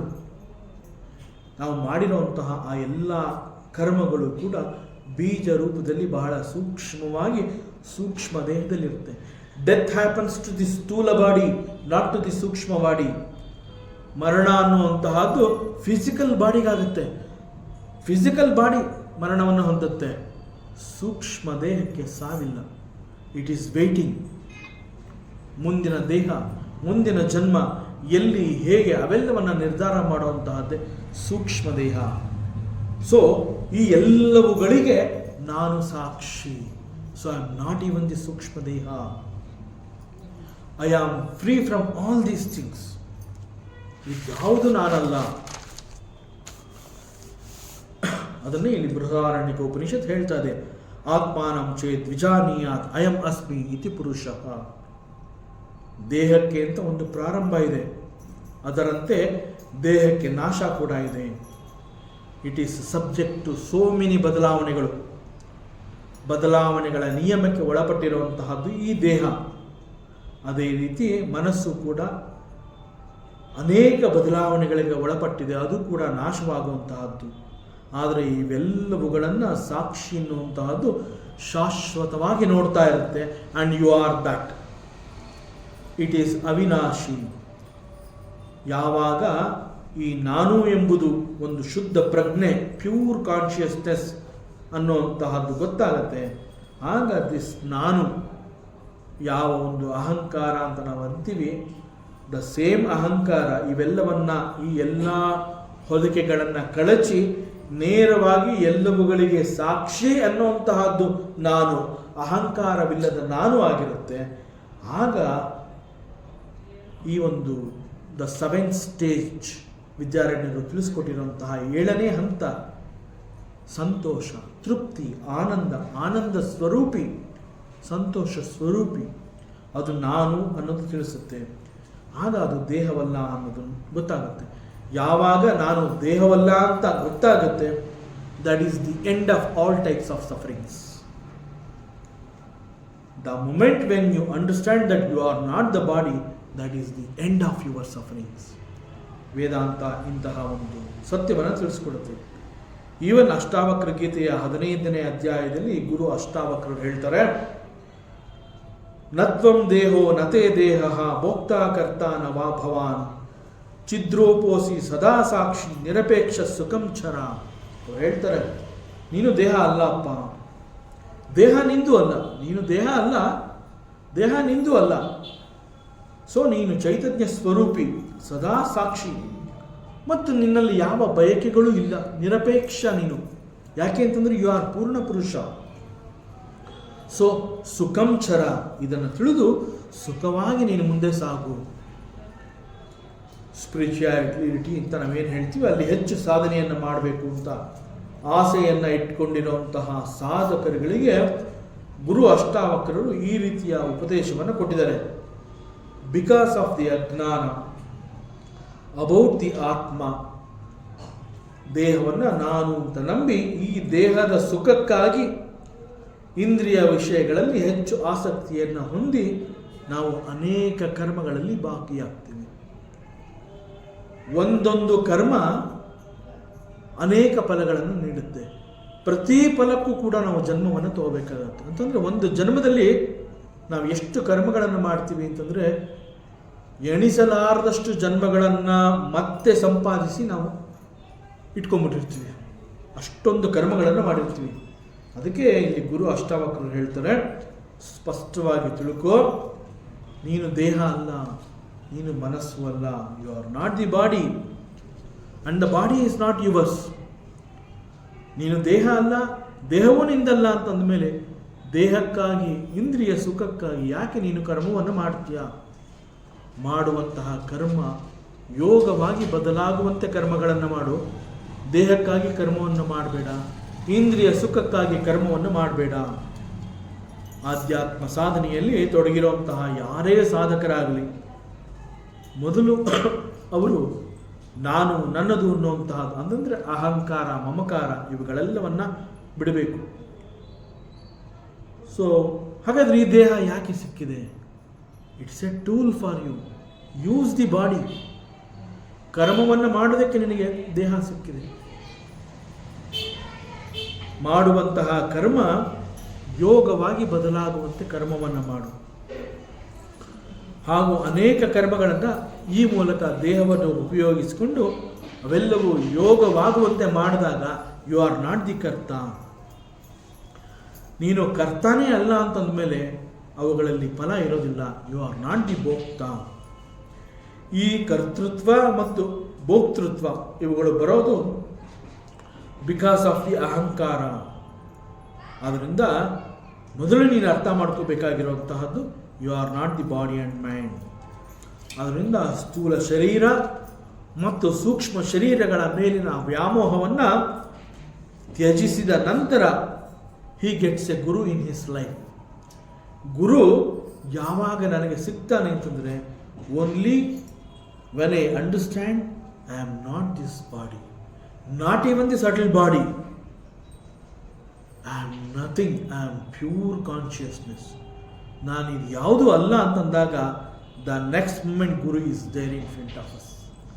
ಆ ಕ್ಷಣದಲ್ಲಿ ಒಬ್ಬ ಗುರು ನಮ್ಮ ಎದುರಿಗೆ ಬಂದು ನಮಗೆ ಆ ಕ್ಷಣದಲ್ಲಿ ಬೇಕಾಗಿರುವಂತಹ ಉಪದೇಶವನ್ನು ತಿಳಿಸಿ ಹಿ ಡಿಸಪಿಯರ್ಸ್.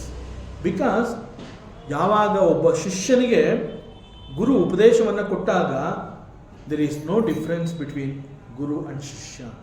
ಯೋಗ ವಾಸಿಷ್ಠದಲ್ಲಿ ರಾಮನಿಗೆ ವಸಿಷ್ಠರು ಕೂಡ ಅದೇ ಹೇಳ್ತಾರೆ, ನೋಡಪ್ಪ, ನಾನು ನಿನಗೆ ಪಾಠ ಹೇಳ್ಕೊಡ್ತಾ ಇದ್ದೀನಿ, ನೀನು ನನ್ನ ಶಿಷ್ಯ ಅಂತ ಅಲ್ಲ, ನೀ ಇದೆಲ್ಲ ಕಲ್ತ್ಕೊಂಡಿದ್ಯಾ, ನನಗೆಲ್ಲ ಗೊತ್ತಿದೆ, ನನಗೆ ಗೊತ್ತಿರೋದು ನಿನಗೆ ಹೇಳ್ಕೊಟ್ಟ ಮೇಲೆ ನೀನು ಕಲ್ತಿದ್ಯಾ ಅಂದಮೇಲೆ you are also guru. Where is guru, where is shishya. ಓಂ ಪೂರ್ಣಮದಃ ಪೂರ್ಣಮಿದಂ ಪೂರ್ಣಾತ್ ಪೂರ್ಣಮುದಚ್ಯತೆ ಪೂರ್ಣಸ್ಯ ಪೂರ್ಣಮಾದಾಯ ಪೂರ್ಣಮೇವಾವಶಿಷ್ಯತೆ. ಓಂ ಶಾಂತಿ ಶಾಂತಿ ಶಾಂತಿ. ಹರಿ ಓಂ. ಶ್ರೀ ಗುರುಭ್ಯೋ ನಮಃ. ಹರಿ ಓಂ. ಈ ದಿನದ ಪ್ರವಚನ ಸೇವೆಯನ್ನು ಸದ್ಗುರು ಶ್ರೀ ಚಿಕ್ಕಲಿಂಗಣ್ಣರವರ ಪಾದಚರಣಗಳಿಗೆ ಅತ್ಯಂತ ಭಕ್ತಿಯಿಂದ ಶ್ರದ್ಧೆಯಿಂದ ಅರ್ಪಿಸೋಣ. ಶ್ರೀಕೃಷ್ಣಾರ್ಪಣಮಸ್ತು.